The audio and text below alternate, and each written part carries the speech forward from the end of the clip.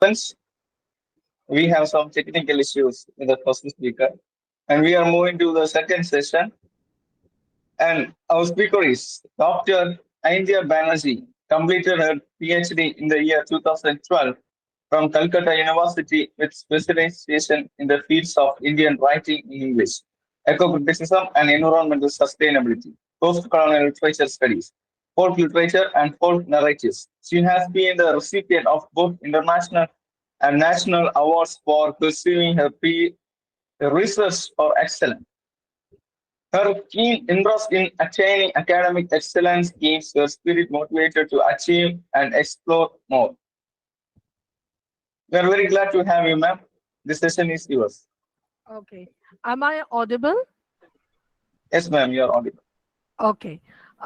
Very good evening to all the learned audience, and thank you, Lavender Literary Club, for giving such a humble presentation of myself.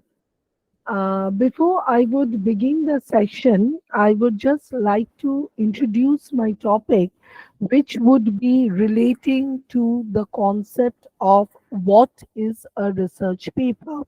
Now, as you all know, my learned friends, that research is an activity which is always dynamic.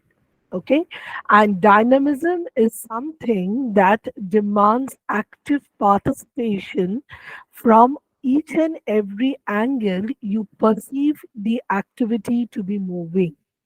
So, in this context, the entire presentation that I'm going to do is going to be more or less like a workshop where I think you will be able to extract a basic and a genuine idea of how to compose a research article, and finally come to the conclusion to the fact is what is a research all about.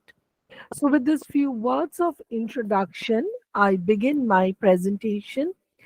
I'm turning off my camera with your due permission, and I'm sharing my screen now.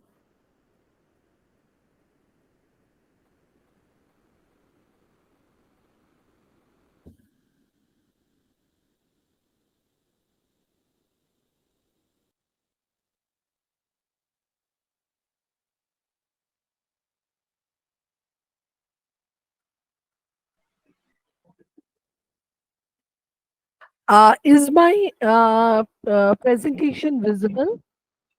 Yes, ma'am. Okay.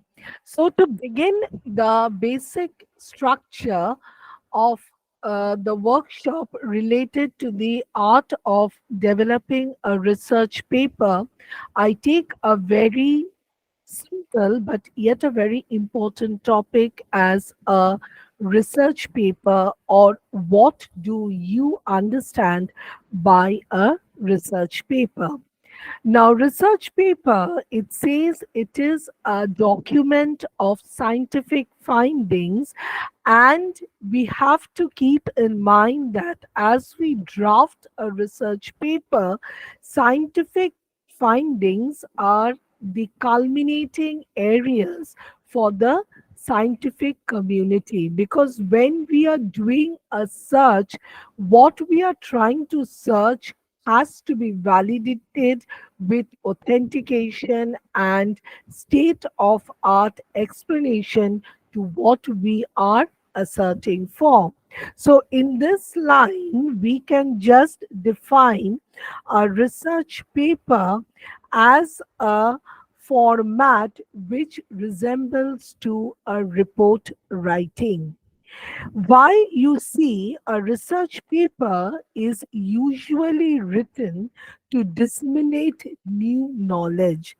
Try to understand, my dear friends, the concept of new knowledge. We always need to find out the core or the crux of why are we doing this research. Every research needs to have an orientation for its purpose, which we call it as the SOP. That is the statement of the purpose.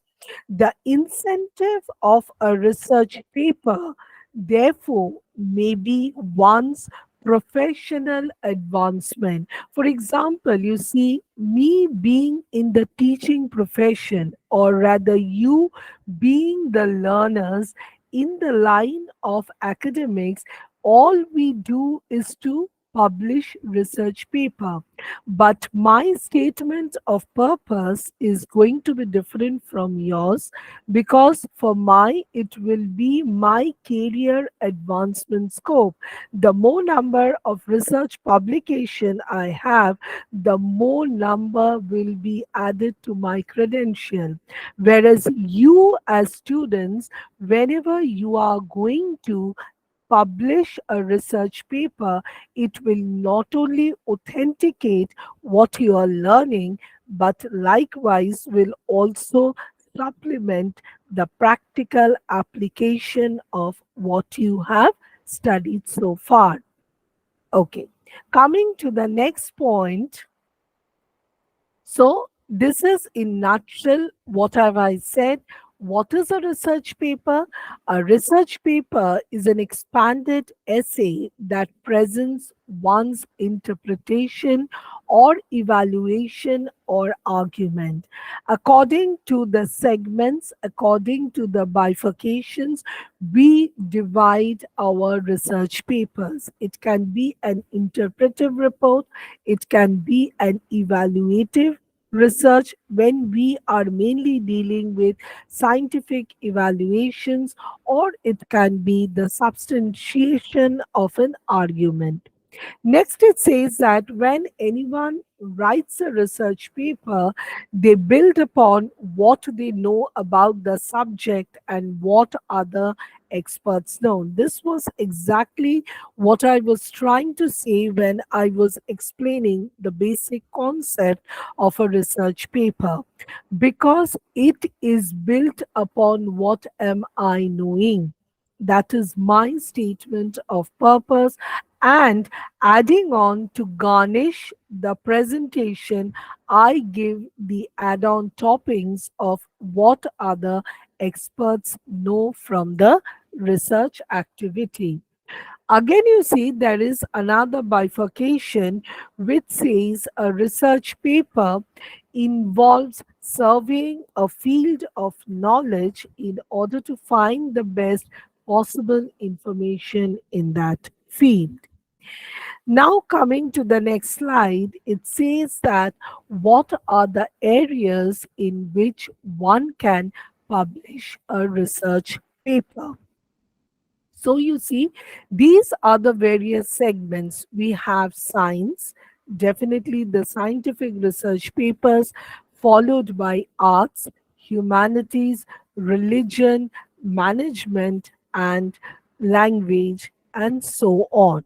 So, in a nutshell, for example, if I just give you a biomedical research, you see, the concept is very vague. For example, I have been asked to write a research paper on biomedical theory. Unless I specify the area of my interest, the area of my research, I will never be able to authenticate the purpose of my research. So, a research paper, in a nutshell, is the most important form of expository discourse. Please take in the words expository discourse. Why it is called an expository discourse? Because it may be written on any topic or subject, whether scientific, technical, social, cultural, but the treatment should be scholarly in nature.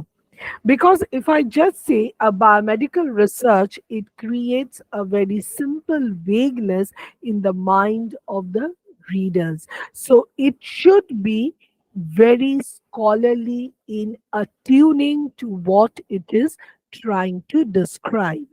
Next point we can substantiate from here is that a research paper should always be objective in nature, and the presentation of information, which is very important, should be accurate, concise, direct, and unambiguous. These are the very important criterias which should mark out a research paper, harping on accuracy, conciseness, direct approach, and unambiguity. It should be clear and to the point. Generally, it is highly stylized. Why we say it is highly stylized? Because it has got its definite patterns and expositions. Any paper cannot be a research paper unless the stylized contents are present in the format. Coming to the next point is that why should I read? Now you see, for example, in the previous slide, you see I had just given biomedical research. It is such vague and unambiguous that nobody can ever understand what is the research harping at. But just in contrast, the next slide that I'm showing you, it shows that why should I read? Now you see, as I have said, that it should be scholarly in the treatment of its expository discourse. You should read the research paper to find out whether to use a new diagnostic test or treatment. These are just the options I've used to show you the difference. To learn clinical course and prognosis of a disease or treatment, you see, it is all to the point, concise, accurate, and direct. To determine etiology and causation, to distinguish useful from useless therapy. Clear? Now, coming to the next point, we come to the interpretation. Now, whenever you are presenting a research paper, as I said, the very first thing that we need to know is the essential components which we term as interpretation, because a research paper is a piece of written communication organized to meet the needs of standard valid publication. It should be highly structured with distinctive and clearly evident component parts. That's why, coming to the previous slide, you see I had said that it is this one, a research paper. Just a minute. Yes, a research paper should always be scholastic in its approach. It should have that accuracy and directness of purpose. So, interpretation of the research starts with the SOP. Okay, what is this SOP? SOP states the body of a research paper. Statement of purpose. Why am I doing the research? So, when you are stating the SOP, this is the first criteria you need to keep in mind as you are developing a research paper.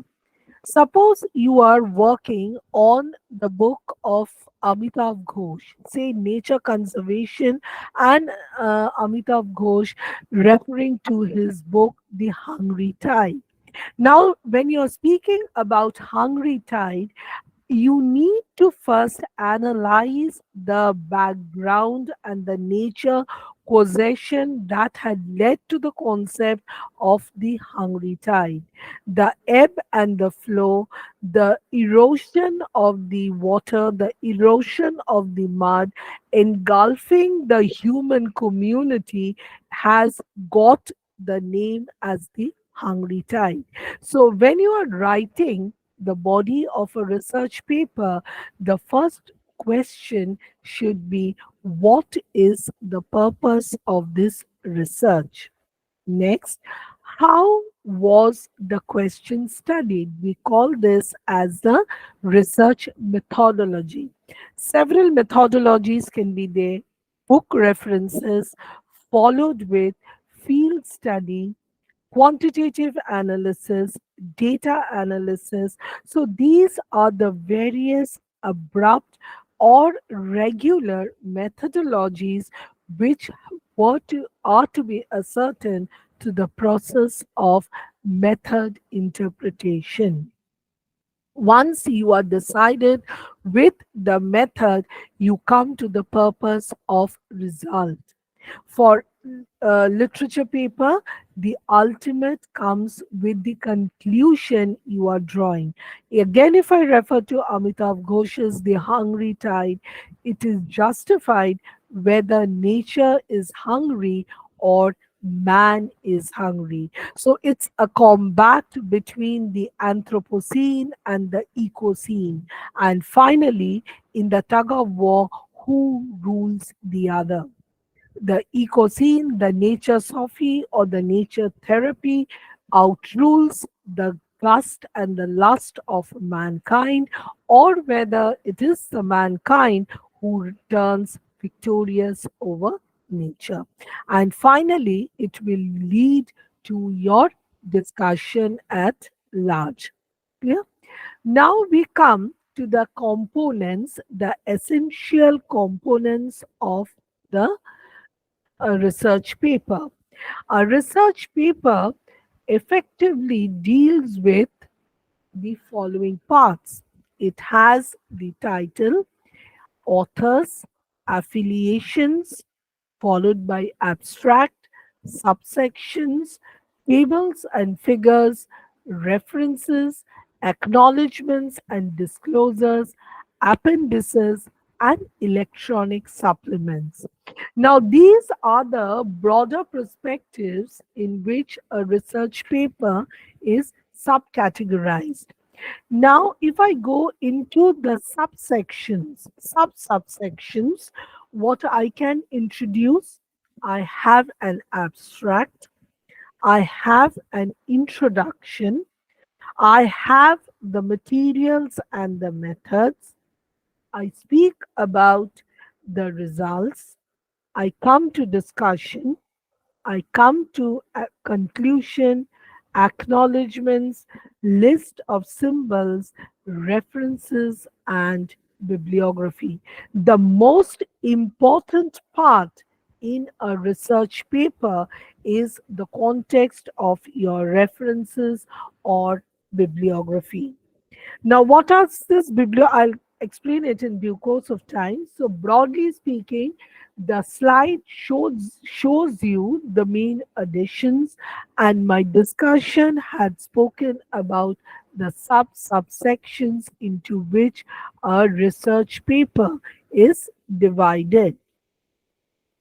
Now, coming to the subsections, before I go to the section, how do I read a research paper? This portion requires a bit of elucidation. So, what is the title of a research paper? The title of the research paper may be defined as the fewest possible words that adequately describes the contents of the paper. My dear learned friends, be very careful while choosing the eighth title for the research paper, because you see, your title itself will give the readers the insight into what the research paper is all about. So the title will be read by thousands of readers who would try to interpret and would try to give a definite and concise indication to what the entire paper has been sorted about. So, just to give you one or two hints, the title should neither be too long or too short. It should not be built on jargons or technical terms. Rather, It should be crafted on careful syntax, and you should avoid common abbreviation, specific notations, and reference numbers. Next comes names, affiliation, and address of the authors. What is the name? The name is definitely the name of the person who has composed the research paper. Affiliation speaks about the organizational or the institutional ID of the person to with whom he or she is attached. And your next comes the address speaks about the official content.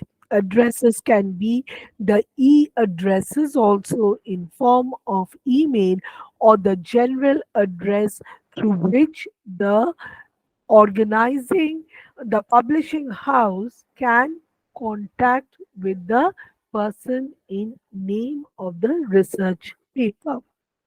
Next coming concept, what is the abstract? Abstract is usually the concise, gisted portion which enables the readers to identify the basic content of a document quickly and accurately to determine its relevance to their interest. You see, whenever we get a research paper, the very first thing that we do is that we go to the abstract. The abstract gives us, in a nutshell, the entire preview of what is reflected in the research paper. So, in order to be precise in your research paper, your abstract should be either informative or indicative. Next comes introduction. The purpose of introduction is to supply sufficient background information so as to allow the reader to understand and evaluate the results of the study. You see, introduce yourself. The very first question, my learned friends, is done before we start any meeting. Even you see, when this virtual workshop was conducted, before I started my session, there was a generous and humble introduction done by an eminent scholar. So, that in a nutshell is enough to supplement the background information to arouse the interest of the readers or the listeners.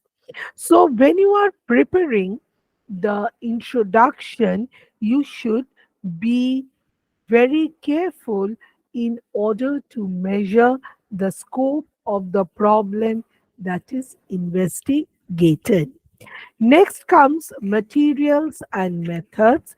They definitely refer to the choice of your methodologies, which can be either in form of data, which can either be in form of data in tabulation form, data in illustration form, and data from field samples. So, depending upon the nature of your research paper, your research methodology will also be termed, or it will also be determined. Next comes discussion.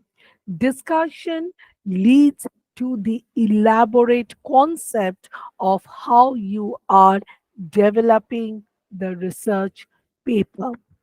Coming to next comes your conclusion, which states the end purpose of drafting the research paper. Acknowledgements possibly acknowledge the academic help extended to you for compiling the research paper. Symbols abbreviations, appendices. These are the extra parts of a research paper which supplement your research paraphernalia. Now, coming to the next part is that how do I read a research paper? Read a scientific paper as a critic.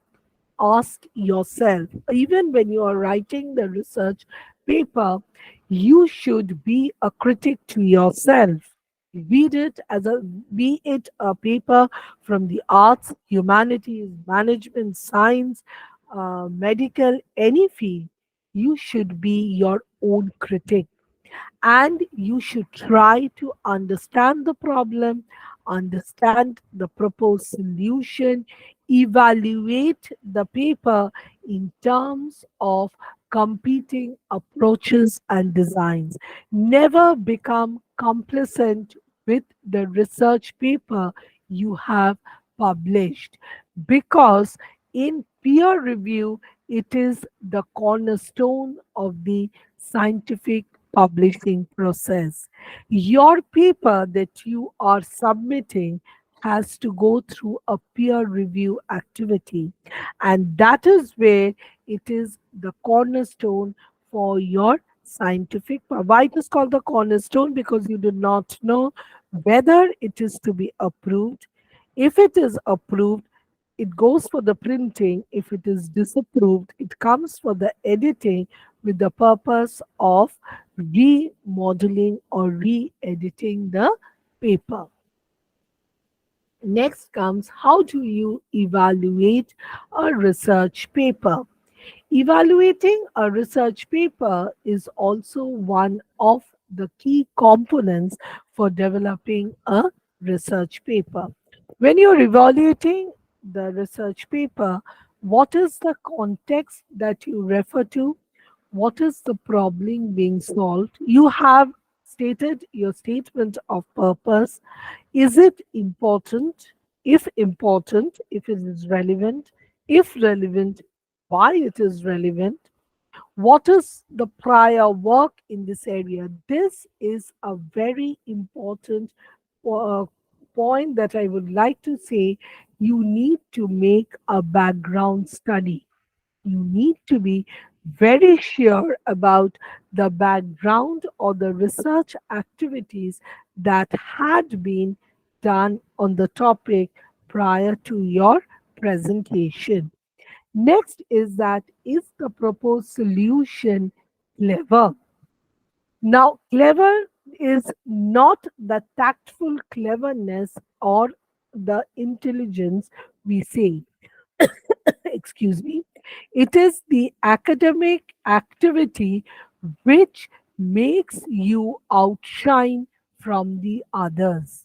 This is your academic exuberance, and that is called the cleverness.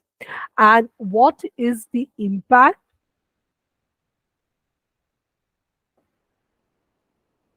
It refers to the process of for older papers, and the papers of techniques and the solutions that are proposed in this paper authenticate or validate, yes or no.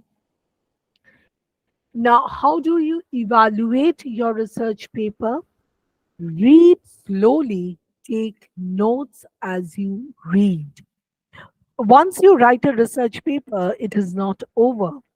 Research paper writing or drafting is the initial process. That's why for the workshop, I have taken this topic, that is, what is a research paper and how do you draft a research paper.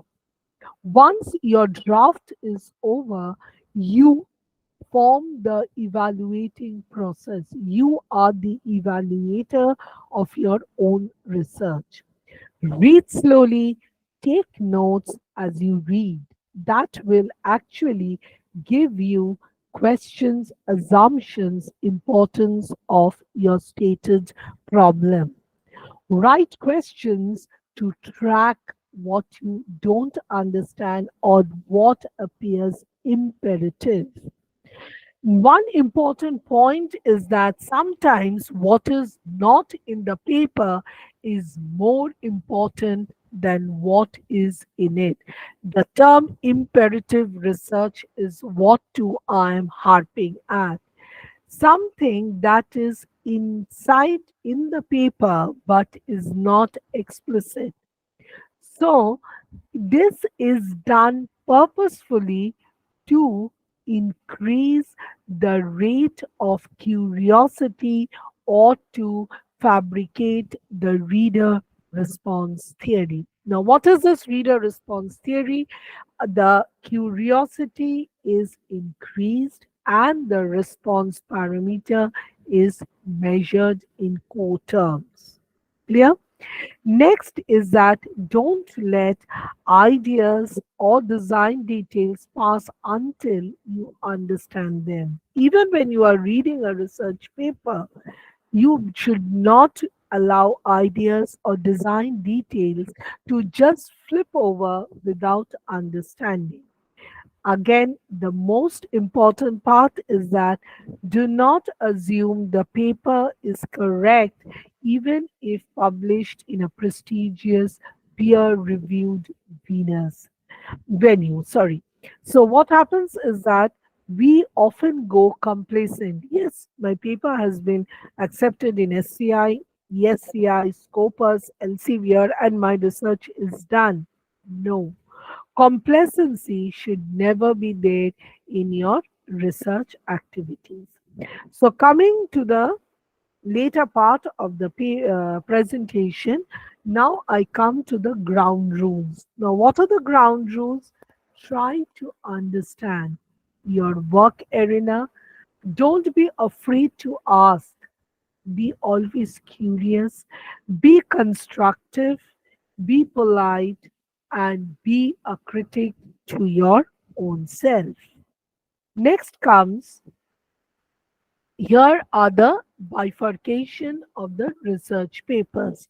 One is the review article. This goes for the non-scientific papers also. One comes as the review article, the other comes as the primary research article. Review article gives us the overview of the scientific field or the topic by summarizing the data and conclusions from many studies, whereas primary research articles contain the original data and conclusions of the researchers who were involved in the experiments and how the experiments were done. Same as with your literature paper also. Instead of experiments, we have theories which propagate and propel the exposition of a paper. Next comes first read the abstract. How do you read a research paper? You see in the previous slide, we get to know two types article, primary research article. So once we segregate the two types of research papers, we come to the position of how to read a research paper. As I have already said, the abstract clarifies whether you in fact know enough background to appreciate the paper. At the same time, it refreshes memory to know about the topic. And finally, it helps you as the reader to integrate the new information.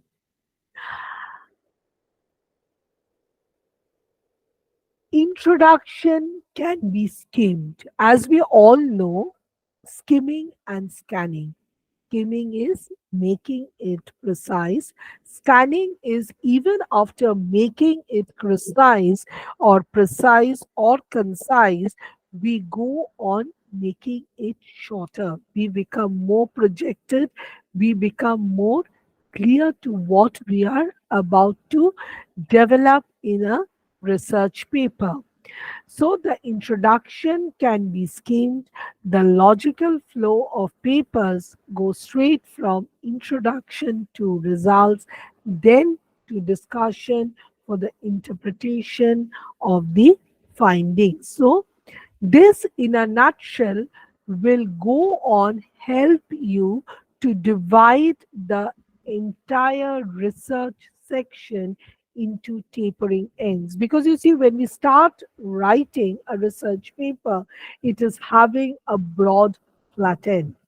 Gradually, the broadened end tapers to a streamlined position from where we are able to draw the conclusion. You see, how do you interpret the results?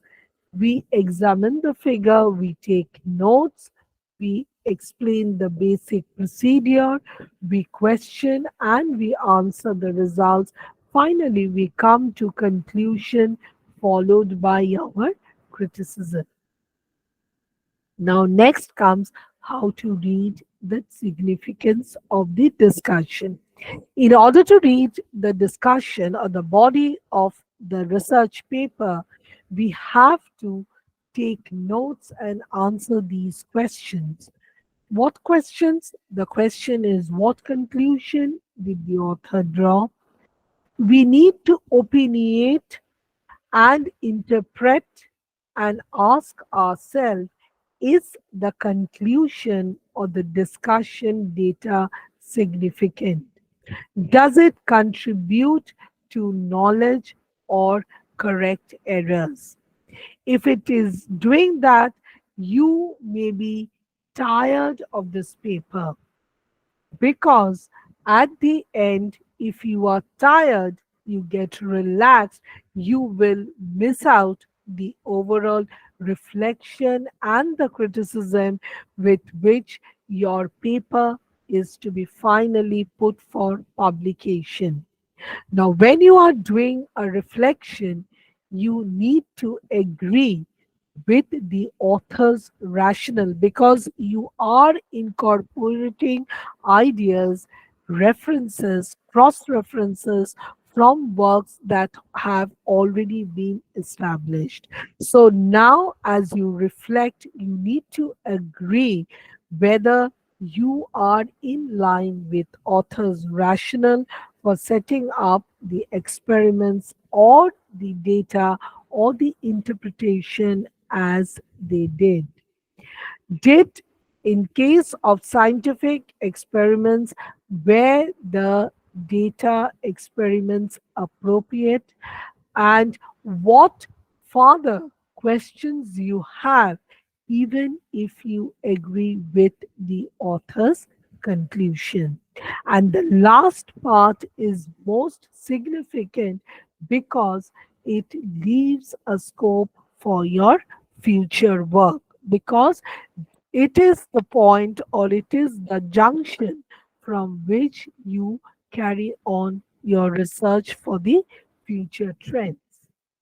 And coming to the reading of a scientific paper or to any paper, we need to follow this minimum requirements. Even when we are preparing our research paper, we need to follow his basic ideals. What are these ideals? First is the reading should be active and not passive. We should use highlighter, underline text, scribble comments or questions on it, and make notes. Before the final presentation, this activity needs to be read and rehearsed again and again.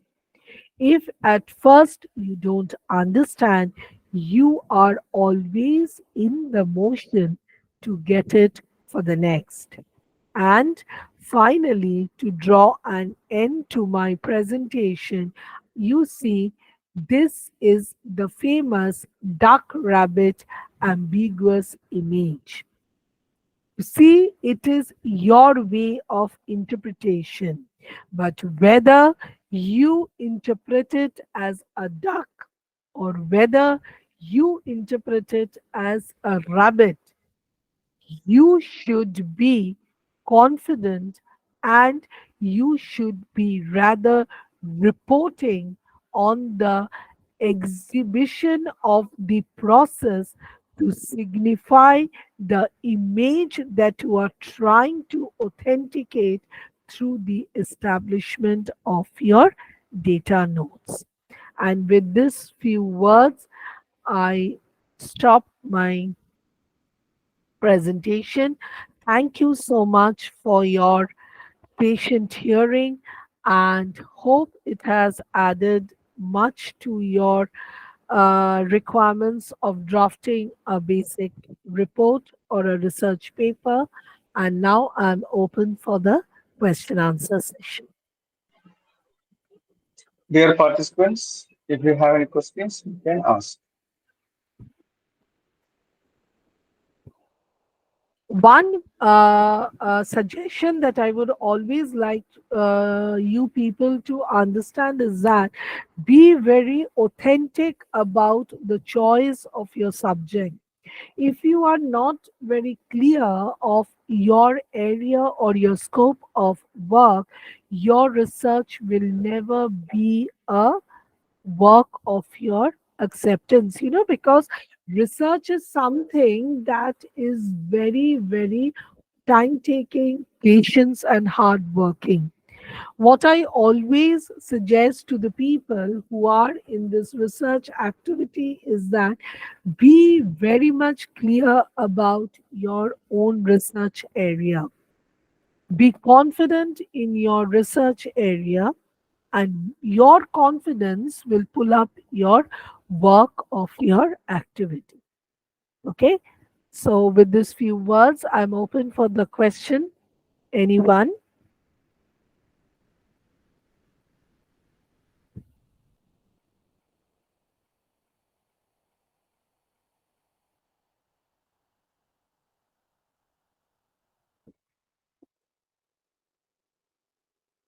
Okay. Akanksha. Yes, Akanksha. Good evening, A ma'am. very good evening. Yes. Ma'am, you were telling about writing a research paper, Yeah. and you told all the contents that we should add. Okay. Ma'am, but in when we write a review paper, we don't have the methodology and result No, discussion portion. exactly.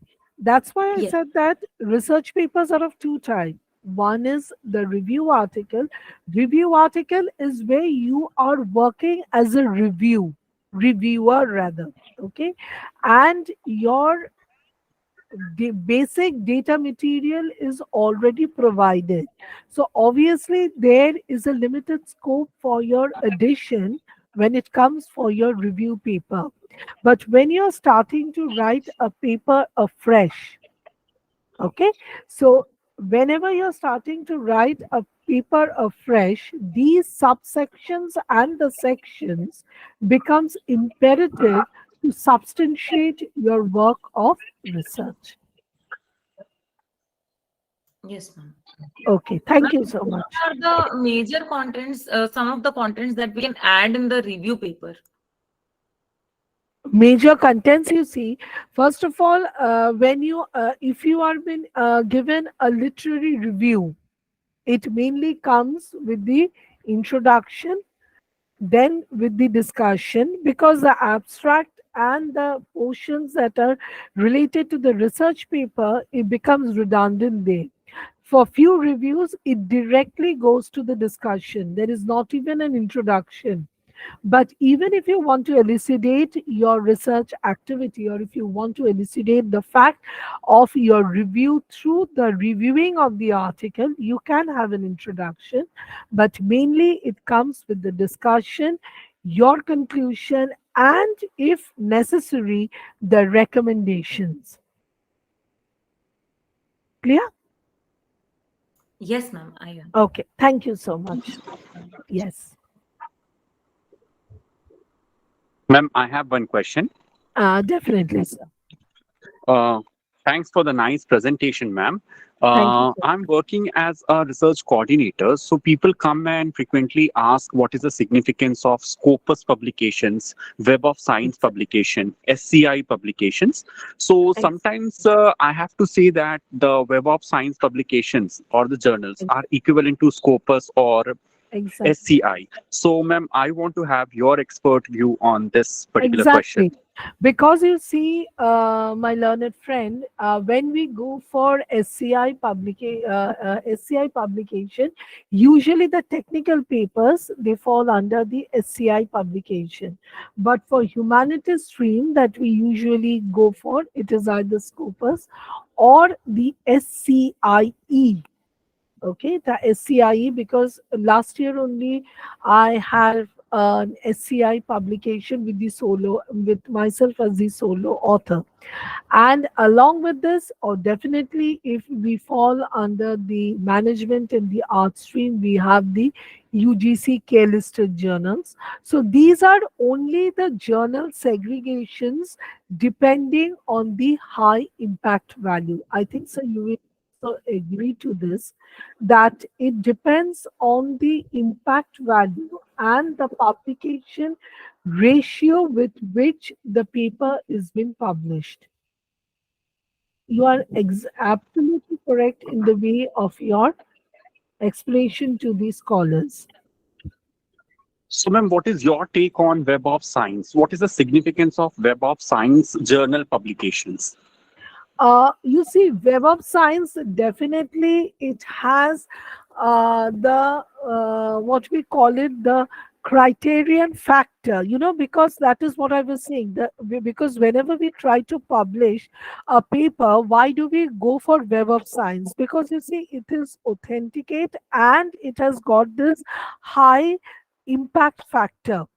And that is what, as I said when I was starting my lecture, you see, I said that for myself, the number of publications that I do will add on to my own career profile. So obviously, Web of Science, it it comprises the international acclaimed platform. For example, for our arts background or for the humanities, we have this very famous Rupkatha journal.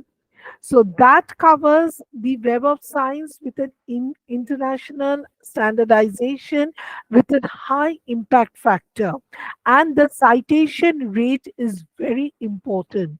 The more you are into the Web of Science and the Scopus journal, the more citation index factor increases, thereby increasing your research citation also. Okay, ma'am. Thank you. Thank you. Thanks for clearing the doubt. Yeah, thank you. Ma'am, could you repeat it again? Yeah, as for the Web of Science, you see, the Web of Science has this high rate citation factor. And you see, whether my research is authenticated or validated depends on how frequently my citation is being incurred in the journal list. So, because either you see Web of Science or the SCI, and for the humanities stream, we have the SCIE journals, the citation factors actually attribute to the high rate acceptance of your research paper. The number of people, the more frequent the research paper is cited, it clears the authentication that your research is an established fact. Okay, ma'am. Thank Okay, you. thank you. Yes. Acha, I have another Thank you. question.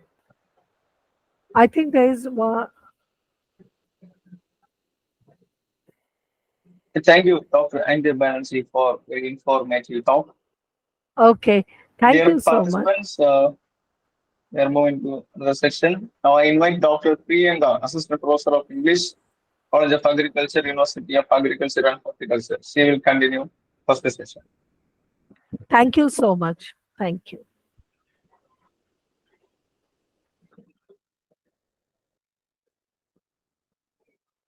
Can anyone confirm?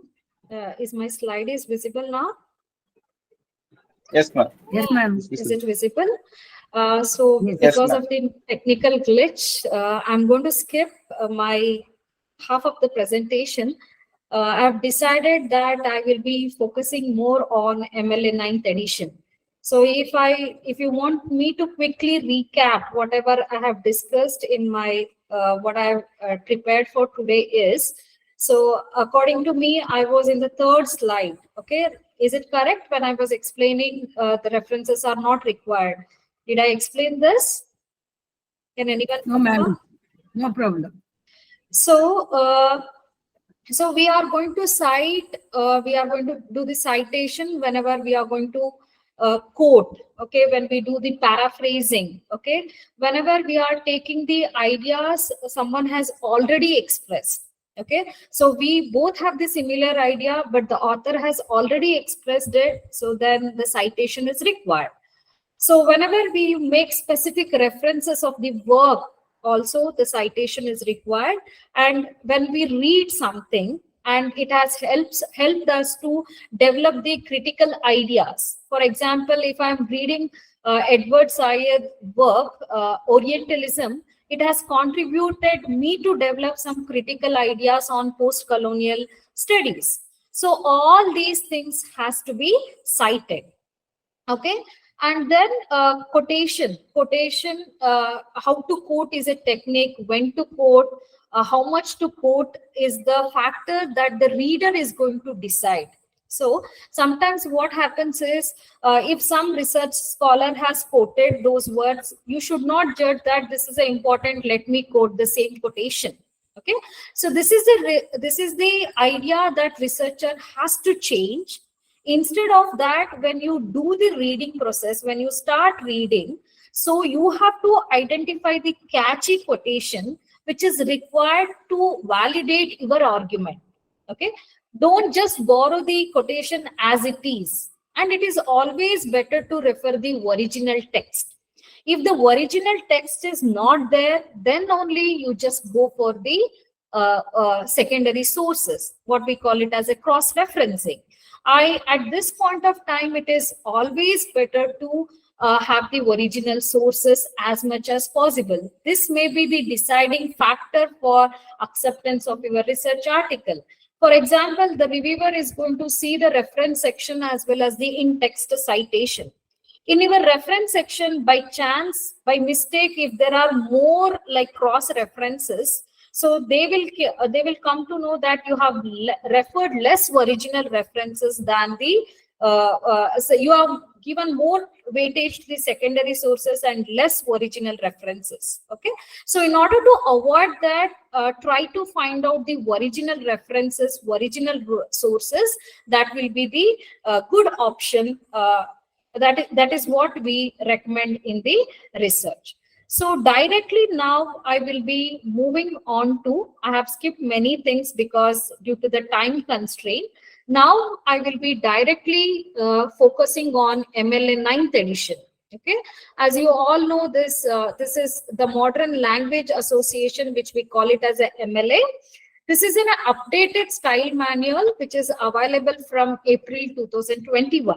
Okay, according to me, it is catering it to the needs of the research scholar. Okay, it helps us to uniform the document when it comes to the sources. As I told you, we will be in the research journey, we will be using the multiple sources. We may refer books, we may watch movies, we may watch documentaries, right? So you all, this style, this MLA is providing it is try to cater the needs of the research scholars when it comes to the in-text citation as well as referencing. So let me clearly tell you the difference between citation and reference. Citation that you will be finding, it will be in the middle of the text. Okay, it will be, we will be giving the citation in the middle of the text exactly after the quotation. Once the quotation mark is over, okay, so in the bracket, we will be providing the in-text citation where we will be providing the author's second name and page number. This is the latest edition. Earlier, we used to provide the publication year in the in-text citation, But in the 9th edition, we are providing only the author's second name as well as the page number. So this is what we call it as a in-text citation. In-text citation comes immediately after the quotation. In-text citation comes immediately after the summarizing or paraphrasing, right? And you will be providing the author's second name as well as the page number. This is available in the in-text, inside the text. This is what we call it as a in-text citation. So look at this example for in-text citation. If you are referring a source which is having a single author, you will be writing the author's second name and you will be providing the page number. In the case if there are two authors, you will be providing both the author's name and you will be providing the page number. If there are cases where 3 or more authors are there, we are not able to give all the names of the authors. What we are going to do is we will be giving the first author's last name and we will be putting etil and we are going to give the page number. In case if the author name is not available, then we can provide the short title of the work. So this is what we call it as a in-text citation, which comes in the middle of the text. So moving on to the next concept is reference. Okay.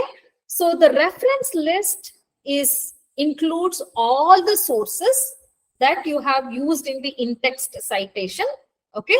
So that will be given at the end of the research article. Okay. So according to the 9th edition of MLA, we call it as work cited. We don't call it as reference section. We call it as work cited, where all the authors' names, all the sources has to be organized according to the alphabetical order of the author. Okay, so this entire list, whatever you are going to provide in a work cited, there you are providing all the detailed information. Because as I told you, in the in-text citation, you will be giving the author's second name and page number. But other sources are available only in a reference section. So there you will be including author's name, publication year, the title of the source, and source location details also you will be able to provide there.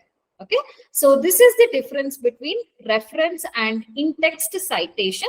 Both we have to include in our research article. Both we will be using in our research article. So let me give you the example of a printed book. You have taken a printed book. So you will be providing the author name, or some text will be having multiple authors. Okay, so you will be taking their last name first and middle name, and or you will be providing the initials. So if you have multiple authors, you will be having the last author name as first. And here you need to notice title of the book. You have to title of longer work, you have to be using the headline style capitalization, and you have to do it as a italics. Okay, and at the same time you have to give the edition. Either it is a first edition, second edition, it may be a revised edition, abbreviated edition. All these details of the printed book is available of a original text that you need to provide in a reference section. And publisher and publication date. Okay, so here also you have to notice one more change. In 7th and 8th edition, we used to give the publisher place also. Okay, so now we are only providing the publisher, but the locality we are not providing. Okay, so this is the latest change in the latest edition that you need to identify. You can see this example here, Lee Harper.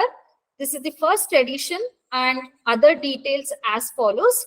The Bible, the italics we have done, and it is the authorized King James Version, Oxford University Press. UP is Oxford University Press is the publisher, and the publication date.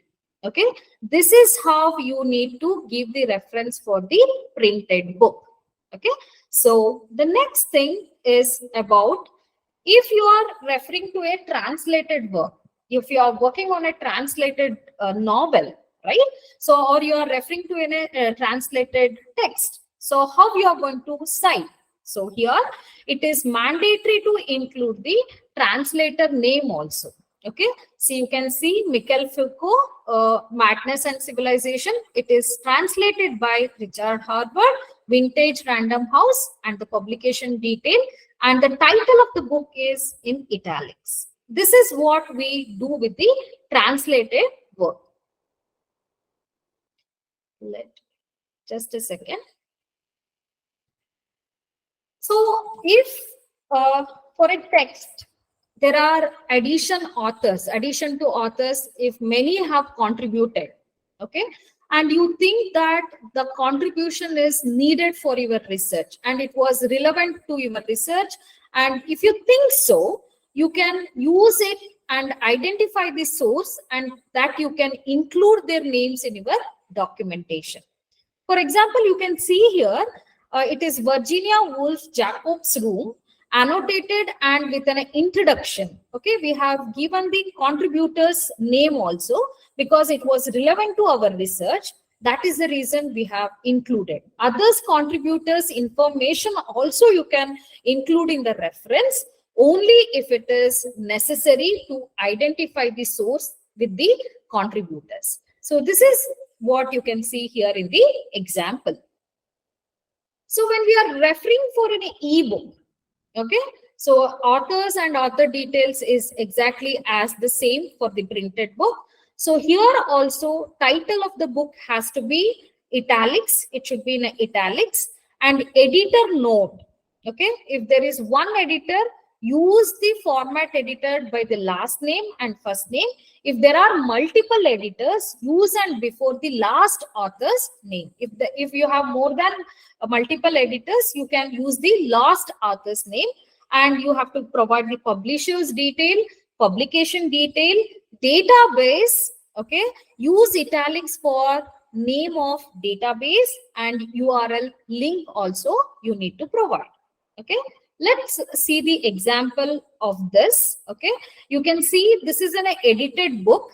Okay, so we have given the editor's name also, and University of California Press is the publisher, year of publication, and EPSO co-host academic ebook collection is the database. Okay, and you can give the link also. You can, it is better to provide a hyperlink whenever you are doing the reference. And also you do please remember, whenever you are accessing the material from electronic sources or online sources, if you are taking, it is always better to give the access date. Okay, so the website was there from the 16th August 2002, but you have accessed these sources on 4th May 2009. Because here what you have to think is they may remove the online sources at any time, or someone may edit the online sources. Okay, in order to avoid this challenge, it is always better to give the access date when you have accessed the original source, and whatever the information or whatever the ideas that you have borrowed from that online resource, it is better to acknowledge with the access date. So it is better to provide DOI also, which we call it as digital object identifier. Okay, it's a series of digits and letters that leads to the location of an online source. Articles in journals are often assigned DOE to ensure that the source is locatable even if the URL changes. If the URL changes also, this DOI, digital object indicator, remains same. So what we suggest is it is better to provide the DOI link also. So if you are taking a book chapter, okay, you have taken the sources from a published book chapter, author's information remains as it is. Title of the chapter. Okay, so title of the chapter, you have to put it as it is, and you need to use the quotation mark for the title of the chapters. So when you use the title of the chapter with the quotation mark, it is easy to identify the reader that you have used the book chapter for your reference. And title of the book, it remains italics as it is, and editor's note also, it is, you have to give publisher details, you have to give publication date, you have to give, and page number is must. Okay, the article or the chapter that you have referred, you have to give the complete page number. For example, the chapter is from 22 to 44. It is, you have to give the complete page number which runs from 22 to 44. Database note should be in italics, and you have to provide a URL link also. So you can see this example here. So this is the reference edited by, okay, and you can see the chapter. Okay, so the chapter supporting the academic success of Hispanic students, that is the chapter that they have given, put it in a inverted comma, in a quotation mark, and the book is italics. Okay, hello. Can I continue? I'm getting some disturbances. Hello.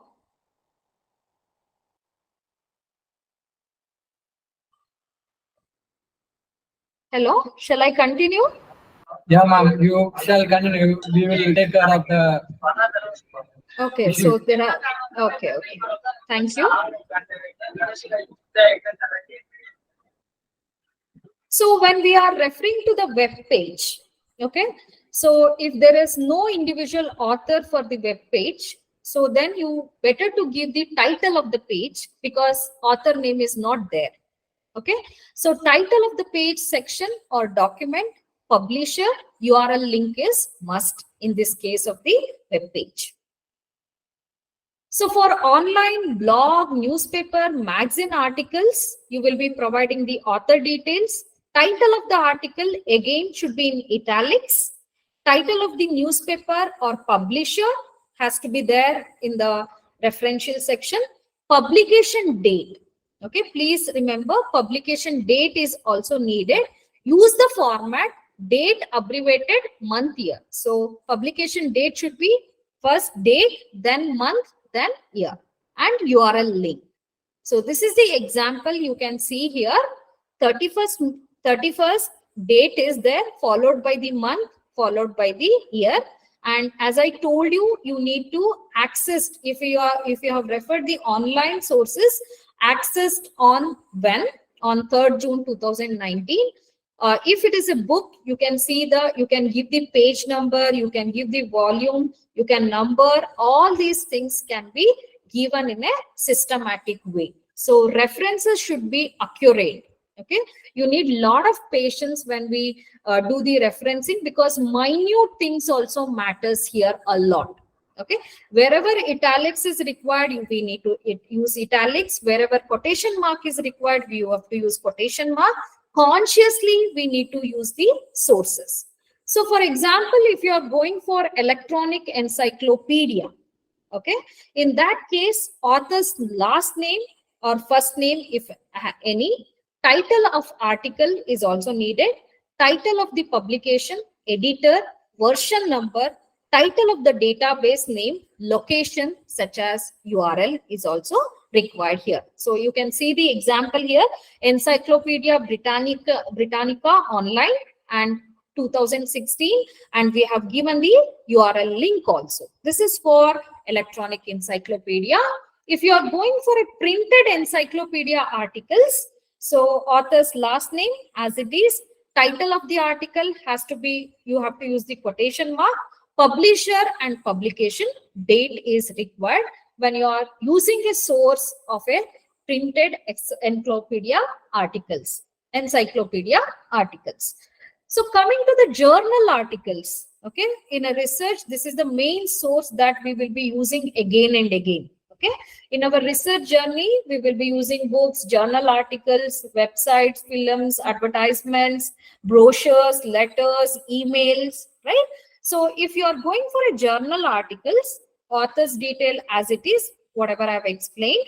So title of the article should be in, you have to use the quotation mark, and title of the journal is in italics. Please do understand here. So here the title of the journal should be in italics, and title of the article should be in the quotation mark. So you have to give the information of volume also. Sometimes a number of additional numbers are not provided. Okay, so additional numbers after the volume only include the volume number. If there is number is not there, if you include volume, that is more than enough. And publication date also you need to provide, and page number. Page number is also mandatory when you are giving the reference for a journal article. So you can see here Adichie Chimamanda, she is a well-known African writer.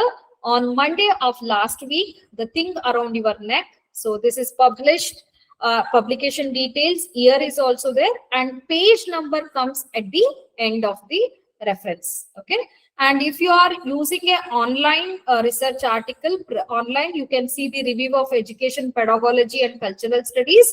They have provided the volume information, number is also there, and page is also there, and URL, ResearchGate, and DOEI number is also available. When you are referring to a research article online, these are the information which is mandatory when you are giving a reference. So as I told you, movie also we need to provide the citation and references also. So if you are using, for example, your research is on film studies, where you will be seeing more films, videos to analyze, interpret, to build the argument. So title of the film or video is must. You have to provide the director information, film studio or distributor, release year, name of the database or streaming platform. Please pay attention here. Streaming platform also we have to give according to the 9th MLA edition, and name of database, URL, access date. Okay, here also again access date is optional, but most of the times it is recommended. Okay, it is better if you provide the access date. So maybe you will be thinking, ma'am, when we are doing a research on film studies, maybe you have to watch the movie again and again. Okay, so that time, which is the date that you have to give as an access date. Okay, so that you decide to provide an access date whenever you feel like giving it. So here you can see the YouTube video, how you can give the access. So Eric Summer and Eric Wayne, that is another Netflix movie you can see. Leap, directed by Eric Summer and Eric Warren. Leap is a movie name, and accessed on 15th May 2020. So movie watched in person. Okay, so title of the movie, name of the director, production company, and year of release also it is better to give. Aladdin, directed by, so these are the Walt Disney Pictures, 2019. Streaming movie from a library database. Okay, so here title of video, publisher, production company, date, title of library database, URL link is also must in such cases. So if you're referring to the source where the group authors have contributed, they have collaborated and they have contributed to the source. In such cases, group in the author position in the text is also better to mention. For example, Modern Language Association is the best example for group authorship. That also has to be provided in the source section, in a reference section. You can see Modern Language Association, advice to graduate students from application to career. This is the complete detail of the collaborative work. Okay, so Modern Language Association 2012, and also with the help of the URL link. In cases, there are some cases where the author information is not available. Okay, so book, article, or website, if the author information is not there, then provide the title of the author's place. Okay, if you are able to trace the author's place details, you can provide. The source of the title is in the first time you can cite the source. As I told you, if the author information is not available, you can provide the title in the in-text citation also, and whatever the remaining source details are available, that should be the part of your reference. If the title in a quotation mark in the last of the work cited, it should be used in quotation marks in the in-text citation. If the title is italicized, it should be italicized in the text. So if you have the text name, if you have done the italics in the in-text citation, same thing you need to follow in the referential section also. You need to give it as an italicized in the text. So city of publication, okay, publication is not well known and city may help the reader to locate the source. All publication, all the publishers are not very well known, okay. So if the publisher is not well-known publisher, it is not published from a well-known publisher, if you provide the source or the location or the city of the publication, so it will be easy for them to source the locate the source.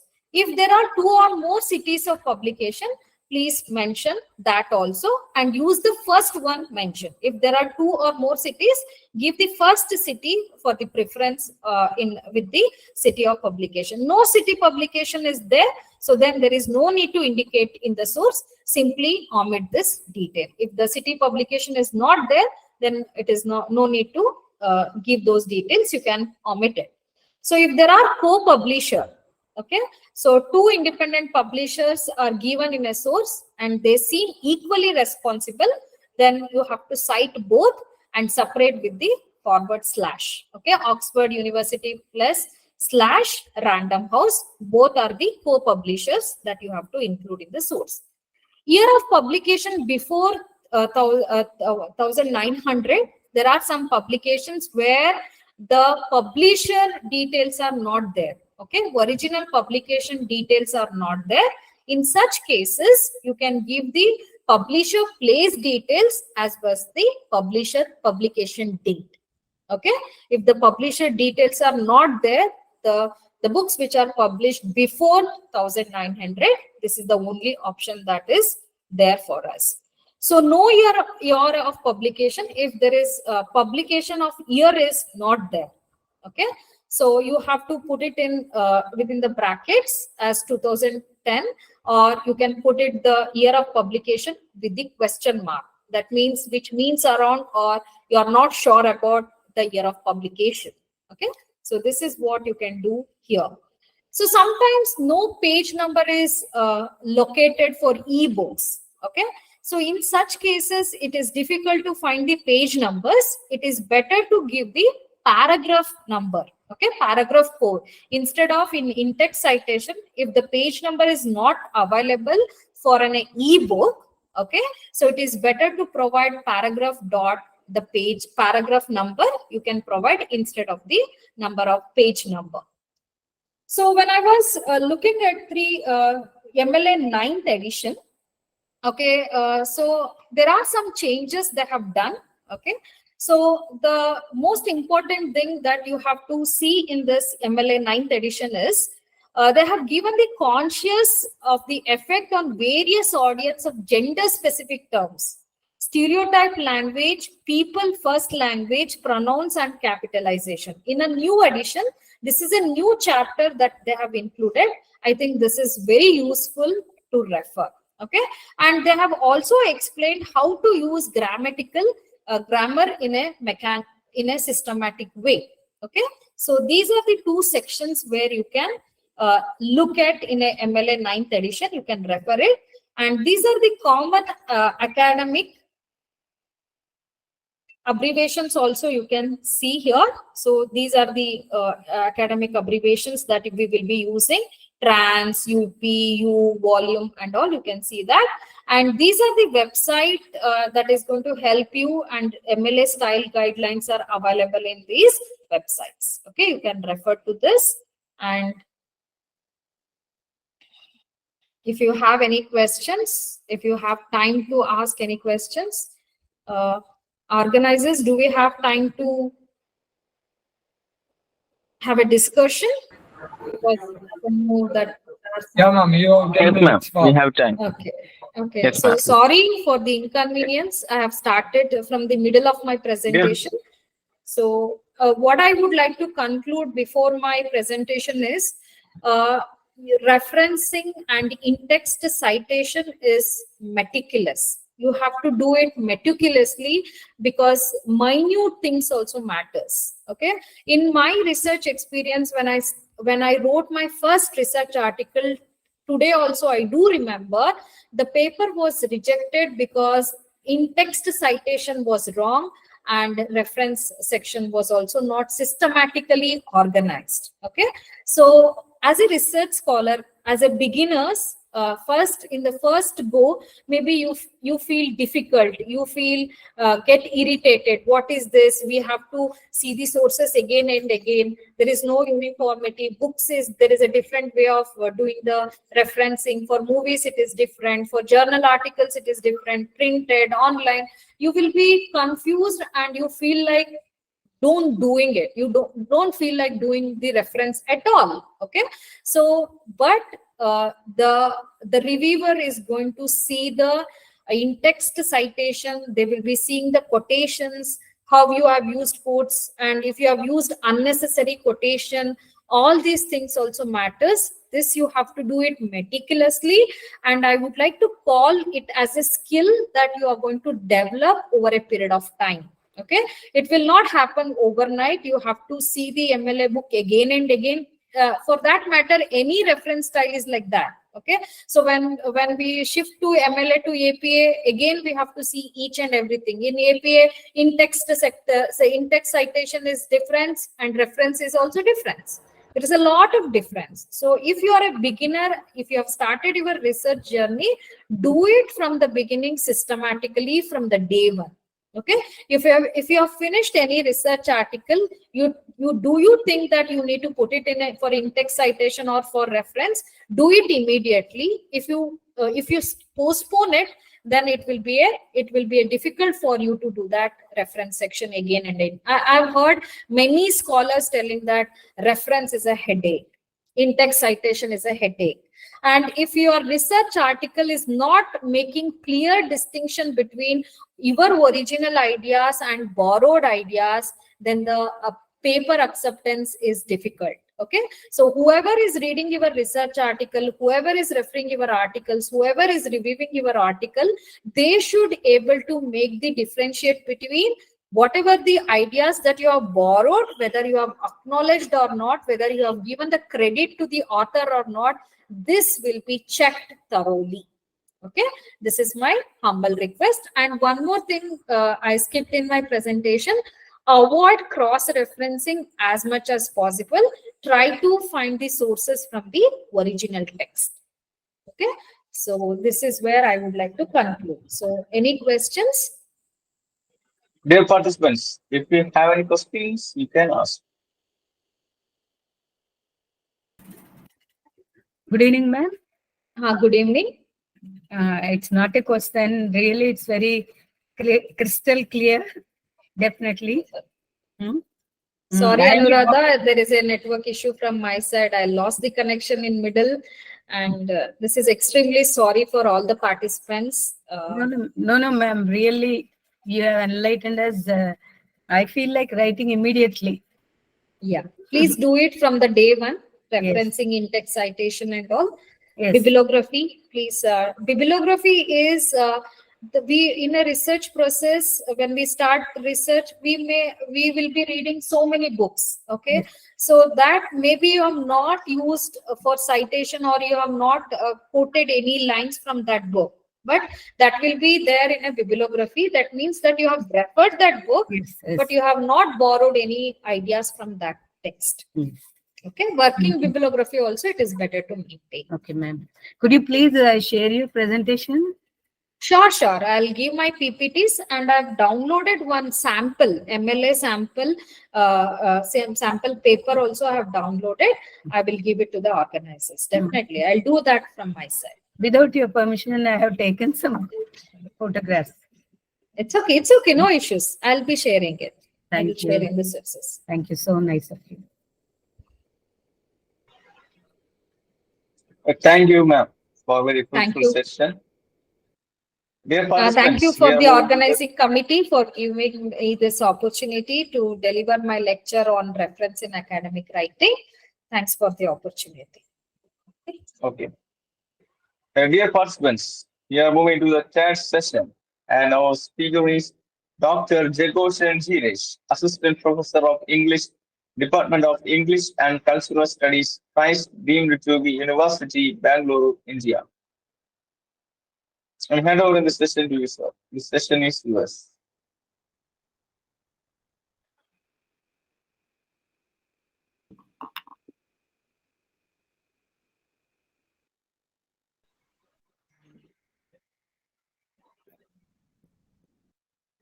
Good evening, scholarly audience present here. I thank the organizers for giving me this opportunity to share a little bit of my thinking. Probably this evening, the topic I have chosen can be contemporary, and it's like thinking aloud in this particular area that I have chosen today. And I would also love to listen to you as well. Maybe if you can chip in with your ideas, also we can construct construct a discourse together. That's my objective for this evening. So let me tell you what I have in my mind to talk to you this evening. That is, how many of you are this is a general question that I want to pose. How many of you are happy with AI's intrusion into academia, artificial intelligence? How many of you are happy about AI's intrusion into academia and education? You can say yes or no or no. So those raised hands, can I take those as happiness? Yeah. Or Sir, every coin has two sides. okay. Okay. So I don't want to raise, but Hmm. of course. Okay. Okay.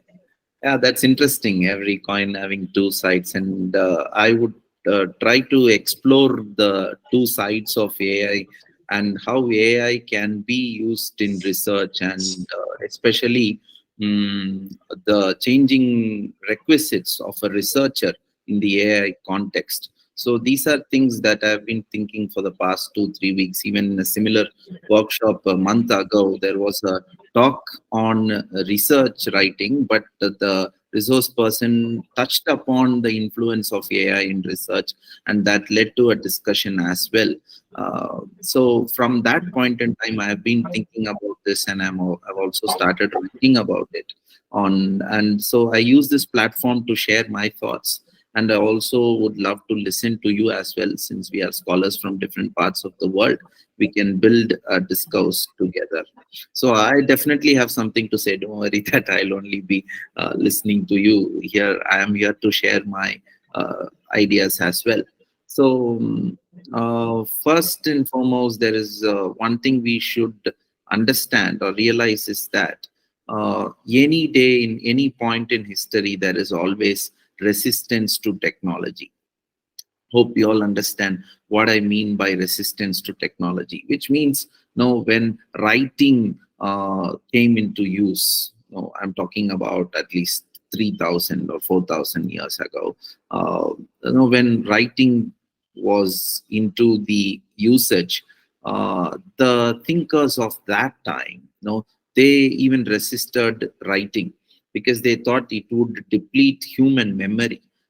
It would erode human memory.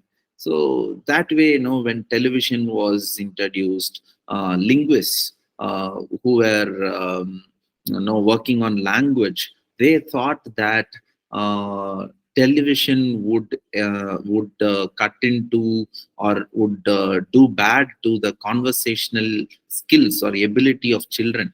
They thought children would there would be a delay in children learning the language because of television's prominence. But what actually happened was children found ways to learn language from television. We didn't teach them, rather we saw them learning it. We saw people at different parts of the world with no connection to a language like English. Only through television or cartoon, we found students talking like native speakers or using vocabulary that is really wide and effective. And they found reasons to talk among their peers at the age of 2 or 3, or maybe after 3. They found content to speak from television. So every time when there is resistance to technology, technology bulldozed such resistance, and we have come thus far.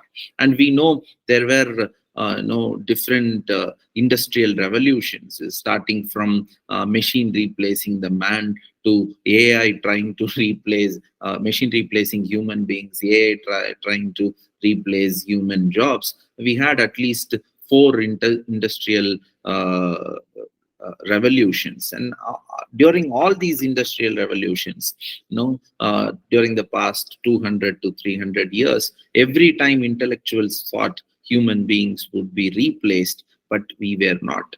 And that is the positive thing that we can take up from this AI's dominance. So before joining in this Google Meet as well, I was correcting my students' final submission assignments. Now we are even thinking of certain concerns, because to make assessments more effective, to make learning more practical, many of our courses, we call them submission papers, which don't demand students to write an end of semester examination, whereas they should submit papers which are written throughout the semester, like portfolios and specific other assignments. But with the advent of ChatGPT, when you sit to evaluate the contents submitted by students, more often than not, you end up correcting ChatGPT, the content produced by ChatGPT. And yes, as teachers, we find ways to find out what is ChatGPT content and what is really written by the student and all that. This doesn't mean that one should not use AI or ChatGPT, whereas we always know, right, in research. Even I remember when I was an MPhil scholar or a PhD scholar, when we talk about our research progress to the guidance supervisor or the research committee, they ask this question. When we summarize what is already been done in this particular field of study, they say, this is done. What is your contribution? What have you done to this field of scholarship? So that intellectual honesty should be there. And the ChatGPT responses, though they can also critically and create responses, they only reproduce what is already there. So what students produce through ChatGPT is something which is a knowledge which is already there in existence. So we should move from that point to the next one. But then we can use ChatGPT to gain the knowledge which exists till this point in time. To that extent, it really helps us. It helps us to accumulate information in a fast way, which we could never imagine. But we should not stop there. So taking these things into consideration, remember 10 years ago when Grammarly, which is an AI-powered tool now, Grammarly some 7-8 years ago when it came into existence, many institutions and academicians were skeptical about it. They told the scholars, or they told people not to use it because you should be able to write sentences on your own. Don't take the help of such tools that would help you to prune your writing and all that. But now at 2023, I believe most of our institutions give premium access to teachers and students, premium access of Grammarly to teachers and students. That's how technology will bulldoze and it will move forward. So no wonder maybe in the next 5 to 10 years, whether it is ChatGPT or some other AI tool which is more sophisticated, will be given premium access by institutions as well. So at that point in time, though we say, I'm with many who raise their hands saying we are happy, there is a space where we should be afraid of as well. So, because if I can produce a content using AI that can be produced by anyone, So how to differentiate myself from the other, and how to make my research relevant. So that brings to the topic discussion this point in time, that what are the requisites of a researcher in an AI dominated world, and how AI can be used to prune or hone our research skills, or how it can make our research tasks easy. It can save time. All those things we need to look into, because I'll make a statement here. Maybe many scholars would agree or disagree with it. By the time we resist a technology and then we slowly get into it, by the time people who used it will go to a different level. That's what I've been seeing with my little experience in teaching and learning and research for the past 10 years. So by the time we resist, by the time the traditionalists, the conventional people resist such technological growth, people who use it go to the next level. And then by the time we try to learn it, the technology is renewed, the technology is replaced, something else comes in. So we should be the first to make use of it. That's the first point that I wanted to share with you all this evening. Before resisting, we should see who is using it. Those who are using it are way ahead of us. Let me give you this insight. November 2022, ChatGPT was introduced. And how many of you are aware of ChatGPT? I'm just talking ChatGPT. I hope all of you are aware of it. Can you just show a raise of hands? And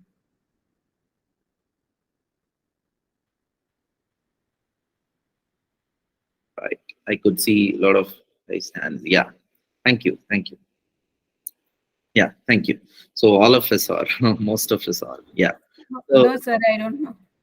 okay, better we should learn what it is. Actually, it's like a chat bot. It's called chat bot. That is a robot which would chat with us. If you so, for example, ma'am, are you a teacher? Are you teaching, Anuradha ma'am? Yes, I am a lecturer. Ah, nice to know. So, for example, I would tell you in a way how ChatGPT can make our job easy. For example, now India, we find a lot of importance given to OBE, outcome-based education, and Yes. teachers are asked to make course plans using the Bloom's taxonomy and Yes, outcome measurable outcomes and all that.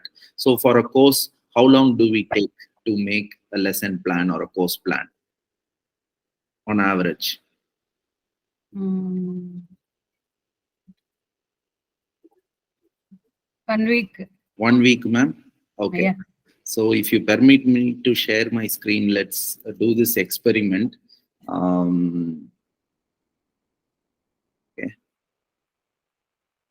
1 minute. I'll open ChatGPT. I'll have to log in as well. I didn't expect this, so I'm not ready with that. Give me a minute or two. It should work. Okay, or you'll show it in the end. Yeah, I'll be showing it now.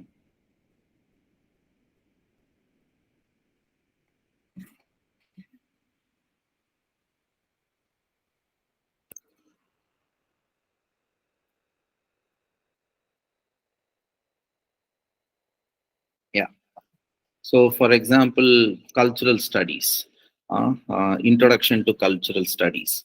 So, what I'm doing now is I'll show a tab. Okay, this is the Chat GPT tab actually for those who are unaware of, right? So, many are using it, so it should be elementary to you. Now, what I do is provide course plan with course plan based on, okay.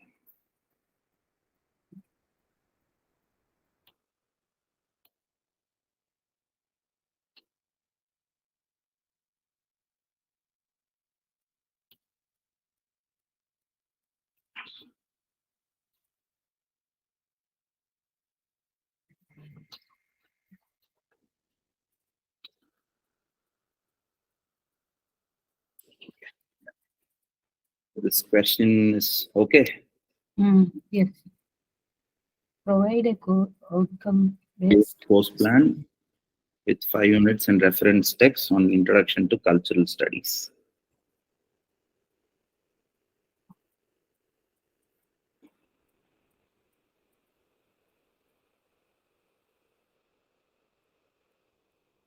Oh my God. How's it working, ma'am? My goodness. So many are aware of it, I guess. So now the thing is, we don't have to exactly copy paste this. Now that it has given a structure, you can customize based on the needs of your students and all that. Yes, So yes. this is what. So this is the ability of ChatGPT. So It takes only few seconds. minutes, Yeah. a few seconds. Yes. So 5 units, 5, all those Great. things. Yeah. Great. Can I use it? Ma'am? Yeah. Can I use this? Yeah, all of us can use it, but the thing is, I'll talk about that. I'll talk about that. See, we should use artificial. I wanted to make this statement much later, but I'm making it now. We should use AI or any technology, artificial intelligence, to enhance our knowledge, not to replace our knowledge. I want to reinstate, I want to repeat this statement.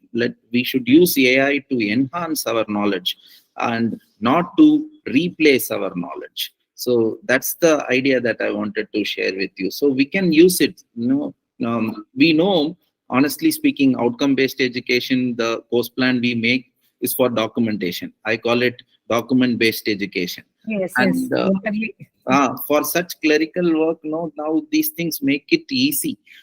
You said you'll be spending 1 week. Obviously. Yes, I am in government service. Only my work is documentation more than teaching. That's the thing. Yeah, that's the thing everyone would agree with the advent of accreditation and the ranking and all that. That's what the teaching and learning is concentrating more on. So here, if we know how to use it, see, ChatGPT is about the response given by ChatGPT is based on the quality of questions we ask. The more we prune our questions, the more we make our questions specific, the more you task them, it will give its best. It's like, I remember one of the teachers I had during my PG was a great researcher, but he had a tendency that talking to students is of no use because these students are not less interested in academics and all that. So one day we asked one of our other teachers that people say he's such a great scholar, but then he doesn't spend time with students, he's not talking. Then that teacher came with us to his lecture and he showed us how to make use of that scholar. He provoked him, like he disagreed with him on the very first statement he said in the class. And then, unconsciously he started speaking knowledge. That way, that's the idea I get. That way we can make use of technology, provoke it. The more specific questions we ask, it builds itself to give more specific answers. It would be of surprise to many. It can write poems also. ChatGPT can write poems. It can write scripts for films. It can write anything that human beings can do, but in a lesser time. Thank you so much. Yeah. Now the next question is how to use it in research. How it can be used in research. Is there anyone who's already using artificial intelligence in your research writing? If at all, you can maybe unmute and use 1 or 2 minutes talking about your experience, or else I'll go ahead with what I have. Is there anyone who's already using AI in your research? Now, let's be honest, nothing wrong in it. Let me tell you, it was in one of the last previous conferences, the resource person said that there is a scientific research paper. The co-author is ChatGPT. The first author is a human being. The co-author is ChatGPT. To that way, the scholarly world is changing. And then many journals these days, they ask, like BioNote, the author note we sent, they ask, what is the role of AI in your research? Which means the whole world knows everyone uses or takes help of AI. So they want to define, they want us to tell them how we made use of AI, to what extent we are making use of AI. It's not just because we have technology we are using, or we use it for certain things and we add our own contribution to the research. So nothing wrong in it. Say, for example, I would construct this way. We are aware of Bloom's taxonomy, right? Bloom's taxonomy is divided into lower order thinking skills and higher order thinking skills. Take this as a cue to go ahead in moving forward to use AI in our research. Now, the research, the things that require lower order thinking skills, that is recalling, that is what are the lower order thinking skills? Remembering, understanding, and applying. For those things, we can depend on AI. See, for example, it's time consuming. If you ask someone who has done research some 30-40 years ago, they would tell us, I have an uncle who used to tell me that how difficult it is to do research in the era of typewriters. Say, for example, they type 4 or 5 pages, and in one of the pages, the supervisor finds 2-3 errors. And while changing those errors, they will have to type the whole page again. In the process, they will commit 4 or 5 other errors, right? And that will be frustrating. Imagine if that's the case today, I don't think I would have completed my PhD. Thanks to my supervisor, who would never entertain taking printouts. The only printout I took was during the binding. So every correction, everything is done using Google Docs or the word processor. So times change. The one button in our keypad called the backspace or delete, has revolutionized this idea of how we need not waste time in typing the whole thing again. Imagine we were doing research in 1970s and 80s. We would have gone through the same struggle. Now it's not at all possible if you think. So the same way in 2010 or 15, in a research, a scholar would spend at least in a very good, honest PhD, in a original PhD, a scholar would spend at least 1 year or more than that, at least I'm saying, on collecting materials to compose your review of literature. And after that, you will be finding the gaps in the existing research. And that will become the base of redefining your problem statement. So what you identified as the research problem at the beginning would have been changed after your review of literature, and that would have taken 1.5 years. That would have taken 1.5 years, isn't it or not? So, because we'll have to travel many places, they would say such materials are found only in this library. You should go there, stay there, find place to stay, and all those things. Now, such things can be done if we apply our mind, and if we use AI effectively, we can complete a review of literatures within a month or 2, right? Because collection of materials is not a daunting task anymore, but that comprises the lower order thinking skills, right? Now, research also involves higher order thinking skills, analyzing, evaluating, and creating. For that, we can make use of our time. It doesn't mean that earlier 1 year, it took 1 year for review of literature chapter. Now, I'm able to do it in 1 month thanks to AI, artificial intelligence. So I'll be laid back for the rest of the time. It's not like that. We should, that's intellectual honesty. We should make use of that time that we save in the higher order thinking skills, that is critical thinking. After collecting the literature that is needed, we apply our mind to identify the gaps and inconsistencies. What are the areas that are not explored till this point in time? There we can use our higher order thinking skills and create and redefine our own problems. So this is the way in which I would say AI makes research easy, and the danger is everyone will do it. So we got to be more proactive in terms of finding niche areas that are not addressed and how we can contribute even in the age of AI. So now let me show you an AI tool just as I demonstrated the ChatGPT for the few who are not unaware of it. How many of you are aware of this Google AI thing called Talk to Books?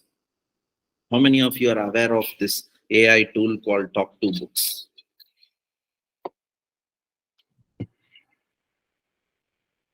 Okay, I'll demonstrate how it works. So any guess what it would be, what it can be? I try to listen to you as well. Any guess what Talk to Books is? By this time, you could have Googled also, right?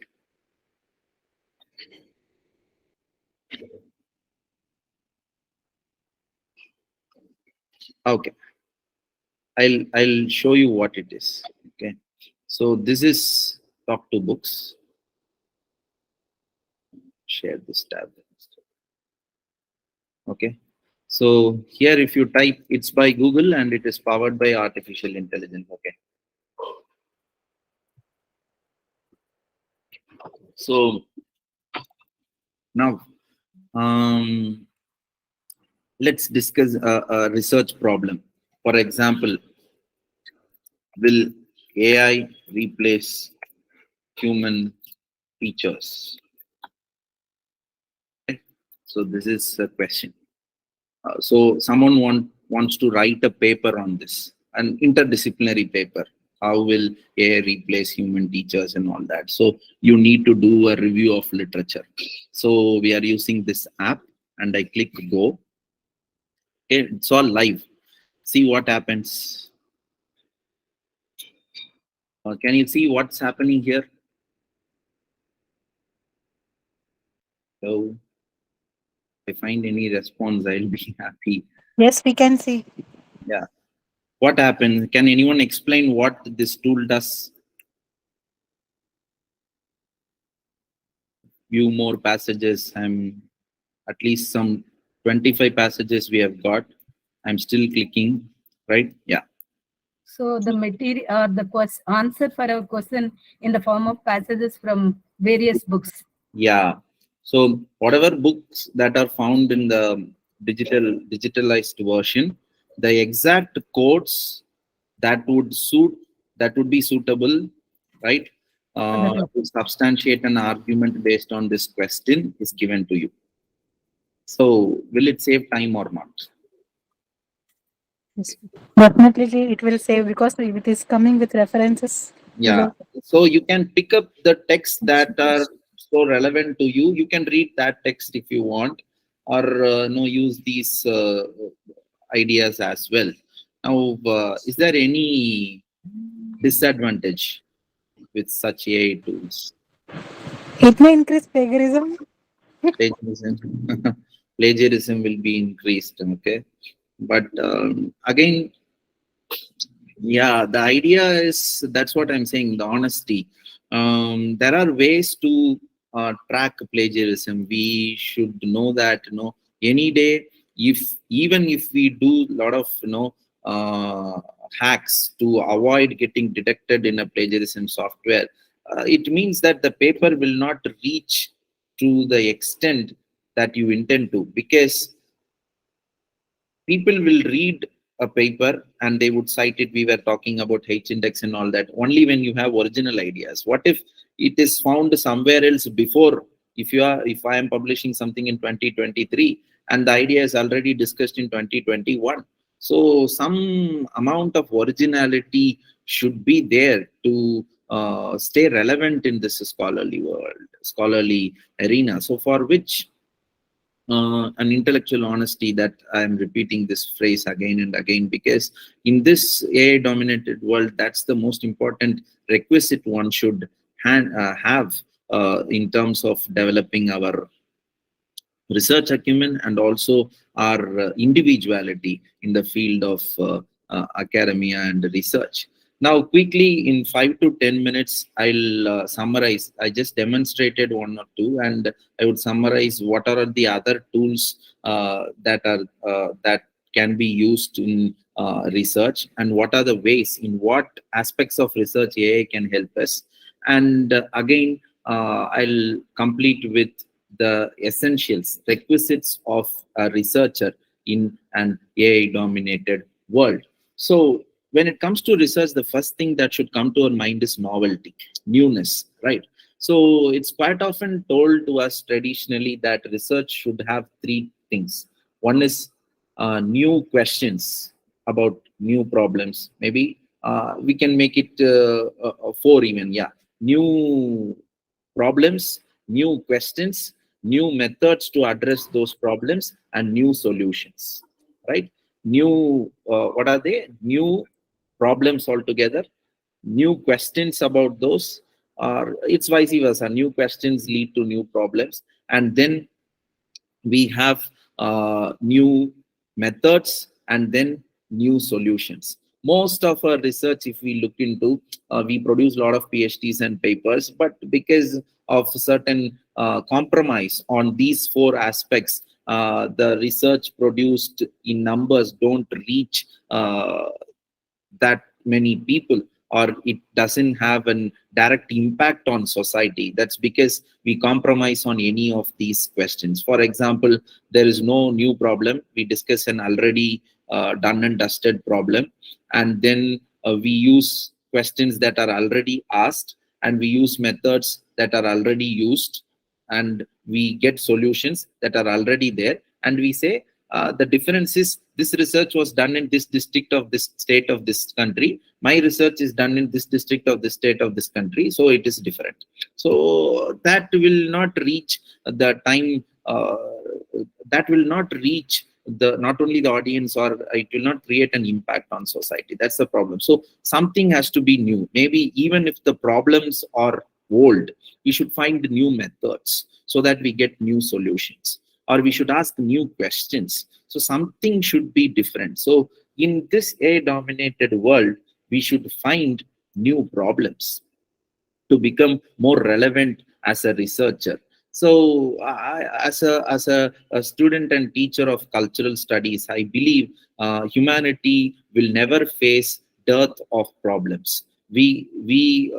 For 6,000 years of civilization, our pursuit is to solve problems, and by solving the problems we have created new problems, for which we cannot say we should not have solved the first problem. For example, I'm making in a layman's term that it is because of the invention or discovery of a fire, there are fire accidents. We cannot speak like that. The more questions we ask, the more betterment we envision.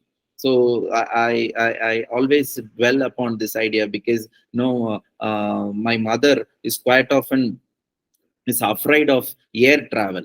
So to convince her, I developed this argument with the facts and statistics that the most safest travel mode in the world is air travel. So I believe most of you would agree with me on that. By statistics and facts, the most safest. Yes, ma'am? I disagree with you. Why? Even I have traveled so many times, but still I feel uncomfortable. Uncomfortable is different, but the most safest in the world, according to the number of accidents and fatality, air travel is the safest, because we hear about such accidents 1 in thousands or 1 in 10,000s. The frequency in itself tells us that it is the most safest thing. And another thing, the point here I wanted to mention is, if at all there is some air traffic accidents here and there, in any corner of the world, that becomes a news all over the world. And that makes people to ask a lot of questions. Why such a thing is happening? Why there is no safety precaution? Were they not aware of the weather? Such questions, that... But still, air turbulence is there now. Even the accident is not there. Turbulence is not, I'm talking about safety. It's not about comfort here. I'm talking about the most safest mode of transport. Sir, it all depends on our fate also. True, I agree with her. Okay, let's not deviate. But just because the idea of fate came in, I say it's not fate. See, I slipped from my two-wheeler and I say my time is not good and my fate is not good. It's God's doing or evil doing or whatever. Is an escape from finding the real solution. We should ask questions. Why did I slip? Right? Maybe I started late, or the road is not good. So we avoid all these questions which we can't find solutions. So we say fate is not right or whatever. That's a separate topic altogether, which I would love to debate on, but we'll confine to this topic here. So such questions that are continuously asked to air travel, that why did this collision? Now they have completely, touchwood, completely avoided mid-air collision, right? So there are standard instructions. If they find two aircrafts, one against the other, one has to fly up and one has to fly down. All those techniques are used, and continuous questioning, why, what happened to Malaysian Airlines, such questions all around the world make them to work more on it. And as you said, the more risk factor that is involved in air traffic makes it the more safest thing, because the risk amount, the risk is too high. People work on it to make it more safe. So why? Because there is continuous questioning. So with questioning, civilization has come to this extent. So imagine without questioning, you and I will not be using a Google Meet platform at this point in time. So questioning is the essence of any research. How are we equipped to challenge our own perceptions, the everyday activities we find, the everyday problems of our students, the students' problems in learning, students' problems in assessment, in our fields of study? The number of questions we ask is directly proportional to the number of quality research papers or research publications we can make. Yeah, in between, there needs a lot of discipline and perseverance and hard work to sit and write. Maybe I would have asked 100, 150 questions of that kind, but when it comes to output, maybe around 15 or 20. Time and things has to come into play. But the thing is, the more pertinent questions we ask, the new questions we ask, the more better solutions and methods we would find. So even in the AI-dominated era, questioning is a prerequisite. So moving on, quickly I'll talk about the use of AI in research. As we just saw, it helps a lot in literature review. So tools like Semantic Scholar or Google Scholar, they use natural language processing, NLP algorithms, to extract meaningful information from different academic papers. So if we ask quality questions, specific questions, we'll get specific responses as well. And number two, data analysis. You can quickly make note of it and you can explore further. My objective of this talk is to make people think and not to resist AI, but to use it only to enhance our knowledge, not to replace our knowledge. This is the essence of my talk. I am repeating it. Please remember, AI should not replace our knowledge, rather it should enhance our knowledge. So data analysis. AI can assist researchers in analyzing large amount of data efficiently and accurately. Tools like, when I say tools like, maybe you can note it down, IBM Watson Analytics, IBM's Watson Analytics, and Tableau, TABLEAU, can help researchers in data collection, visualization, and it also gives a predictive modeling as well, right? And it also helps to design experiments. If you type in your needs, what you want to study, it helps you to design a specific bespoke experiments. That's one aspect. And another thing, collaboration. AI can facilitate collaboration among researchers across the globe, and it involves real-time collaboration. When we move forward, there is something called metaverse. Many of you would be aware of. So with metaverse, what is possible? You can have the best researcher of your domain at this point in time in conversation. You can visualize a conversation with that person. If you read a book written by that person, you will feel like it's a combination of virtual and augmented reality. You will feel like that person is sitting in front of you and teaching you. That's the next level thing. So collaboration is another important aspect. Using tools like Google Docs or Dropbox Paper allows researchers to work together on the same document from different locations. So collaboration is something which is very important. Even during COVID, we had different people making different vaccines. What we lacked was in my belief, is collaboration. There was a competition, so the same experiment would have been repeated by many people, wasting thousands of crores. But had there been collaboration, we would have got more effective and more. I'm not saying, I'm not commenting the vaccines we have or not effective or so. It's a different topic altogether. But what we need is collaboration, for which the idea of competition should get out of our mind. And then it helps us in identifying experts, right, who are doing great research in this particular domain you have chosen. And because it has data backup, in terms of academic publications, people's social media activity, yeah, it gets into the privacy of people, but in a way we should make use of it. So I started talking about this aspect and we got deviated there. In November, that's what I asked. In November 2022, ChatGPT was introduced. I asked how many of you know about it, and then we got into an experiment with ChatGPT. So I got to know about it only in January. Exact date I remember, January 14. That was the day someone told me about this. So now, before that point in time, a 23-year-old boy, I read this, actually it was my wife who shared that particular news item with me. A 23-year-old boy made $28 million using ChatGPT. It came in Hindustan Times and many other news papers as well. That is what he did. Was he was when it was introduced, that's what I was saying, people who resist it, by the time we get adapted to it, technology will go to a different level, next level. So people who are receptive to technology, the very first thing when it was introduced, he sat on it and he found out what are the ways in which it can be used, exploited effectively.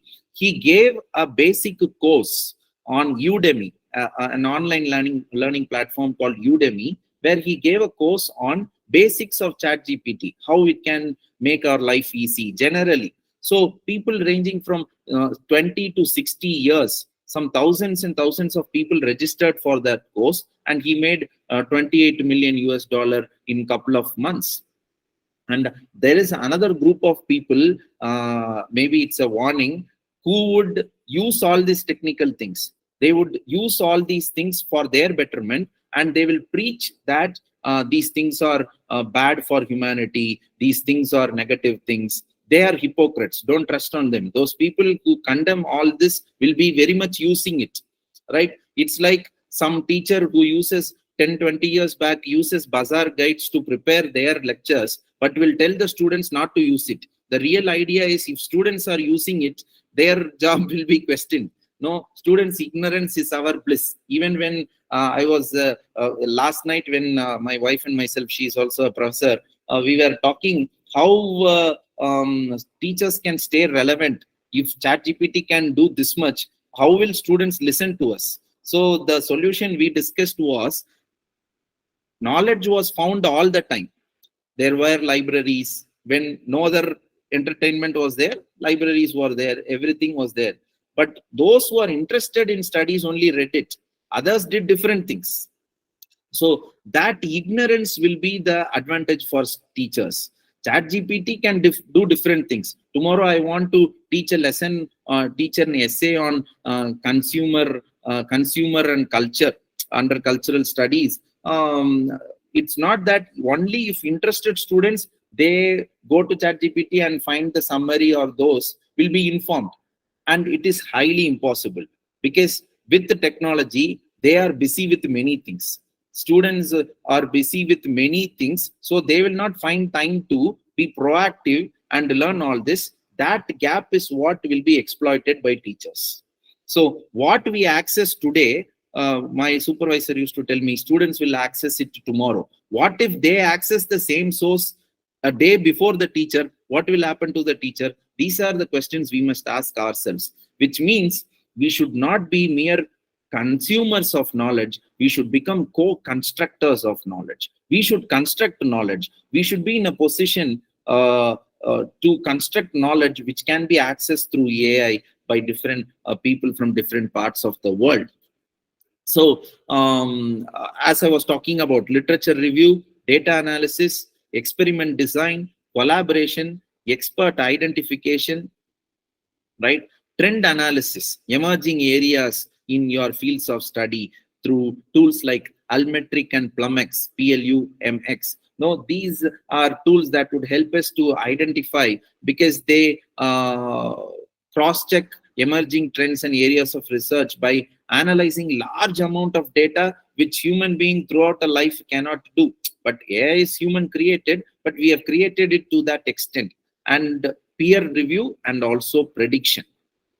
So these are all the things we can use AI to make our research process or progress easy. But imagine all this should be confined to the lower order thinking skills. That is, remember, understand and apply. We should analyze the existing knowledge. We should evaluate the existing knowledge and create new modules, create the top level, higher order thinking skills. That's how we can stay relevant in the field of research and scholarship. So if we stop with only reproducing what is found in ChatGPT or AI, we'll be giving what is already there and nothing new. So we should hone higher order thinking skills and leave lower order thinking skills to AI, so that we can save a lot of time. So next, citation analysis. To find out the way in which we had a session, and very useful session on citation, we should know that.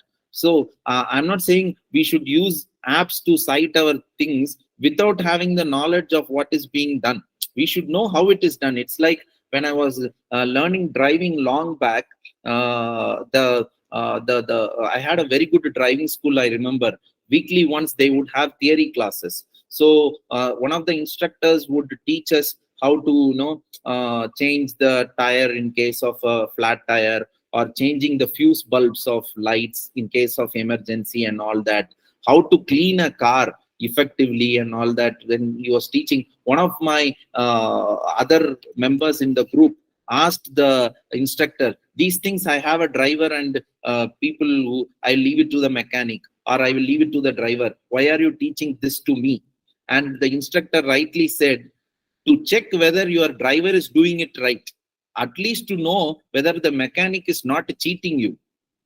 If you know how to fix the fuse, even if you depend on a mechanic, you will know whether it is rightly done or you are being cheated. So to that extent, we should have theoretical knowledge. But then these things saves our time only when we know how it is done, right? So many of us would be using tools like Mendeley or Zotero. No, they are citation management tools, and citation analysis, formatting of citations. Even if the paper is given with in-text citations, AIs are powered to give a reference list or works cited list, whether it is APA, its references, or MLA citation, work citation. If we have an idea how it is done, we can cross-check it. If there are any needs that you want, we can do. So this way, it's time-saving. So finally, we are coming to the end of this talk, right? So remember this: new problems, new questions, new methods, new solutions. So if there is no problem in research, it's my supervisor who would say that create a problem, right? So remember, human beings and humanities, or any sciences or academics, there will not be any dearth for problems. With the idea of finding solution to a problem takes us to the next problem, and we'll be finding solutions to those. That's how research and development progresses. So remember to ask new questions that leads to novelty. And even in the AI dominated era, if we possess technical skills, so these are the prerequisites, we can no more say that I'm not a technical person, I'm not a techno-savvy, because if we sit and write one paragraph, a more professional paragraph, original paragraph with original ideas with the help of AI, if we take 1 hour for that paragraph, a person who's technically sound will write an equally good or a better paragraph, original paragraph, within 15 minutes. So in this world, which demands a lot of documentation and clerical work from the teaching academic community and the research community, we must possess technical skills to make our jobs easy. Adaptability.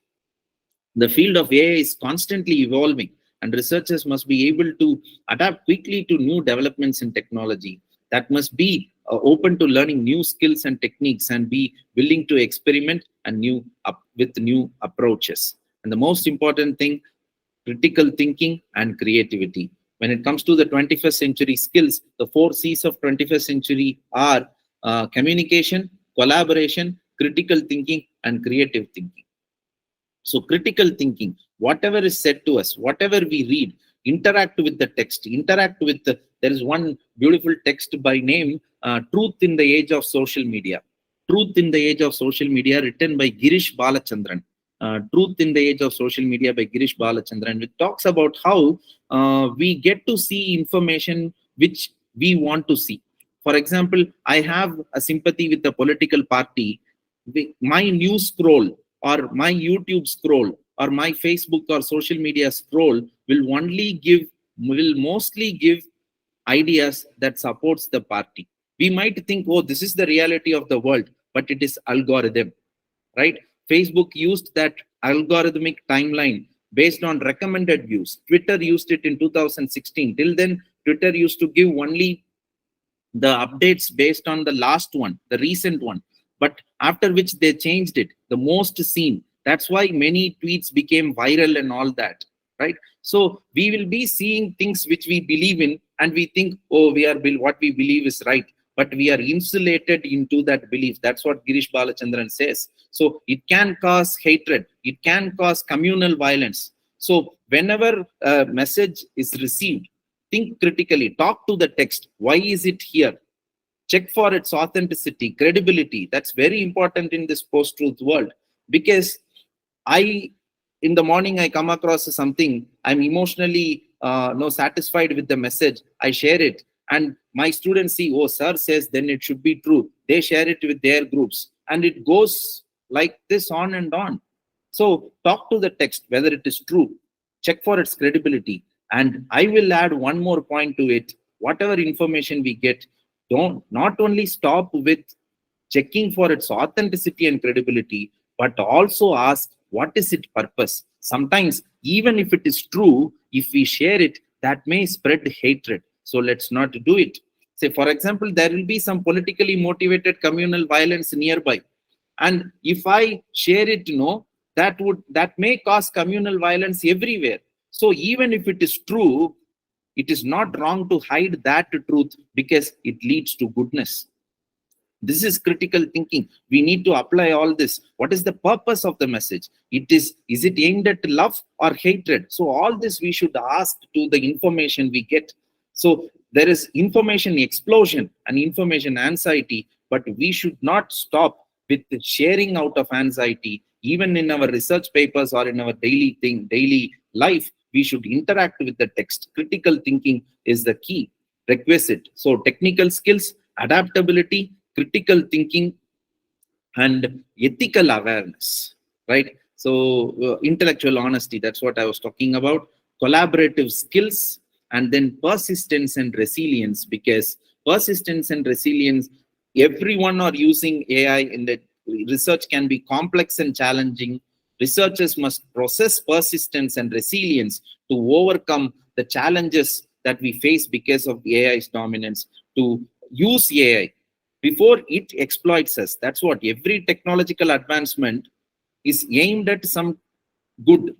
But what happens, rather than we exploiting it, they exploit us, right? The scroll button of our social media. There is no end to news these days, but we waste time on it. So let's look at this as a way to enhance our knowledge and skills, not something that can exploit us, right? These are the key points that I wanted to share. So to sum up, what I was talking about is, let's not fear AI. Let's happily embrace it. Let's embrace it. Even when ChatGPT was asked, will AI replace human beings? That's what ChatGPT said. I will not replace people. AI will not replace human beings. Rather, AI will replace people who are not using AI, right? So we should embrace AI. This is something long back, in one of the papers, my professor wrote, no technology can replace teachers. Rather, teachers who do not use technology will be replaced by teachers who use technology. The same thing I would like to conclude, this journey of the past 40-45 minutes, I believe we saw how AI can make us use our time effectively, it can provide us a platform to consume data regarding lower order thinking skills in a fast and effective manner. But we should not stop there. We should use our higher order thinking skills to contribute some originality. So this is the fourth time I'm saying, I guess, that we should not allow, we should use AI to enhance our knowledge, and we should not allow AI to replace our knowledge. So finally, we also spoke about in what ways AI can help us in research writing, and the skills that we have to produce. Embrace change. It's not that AI can replace human beings, but if you don't embrace it, we will be replaced. Thank you for your patient listening. I hope I've taken more time than it was allotted to me. I apologize for that as well. Thank you. If you have any questions, you can ask me. Maybe I'll also learn with you in this pursuit. Thank you.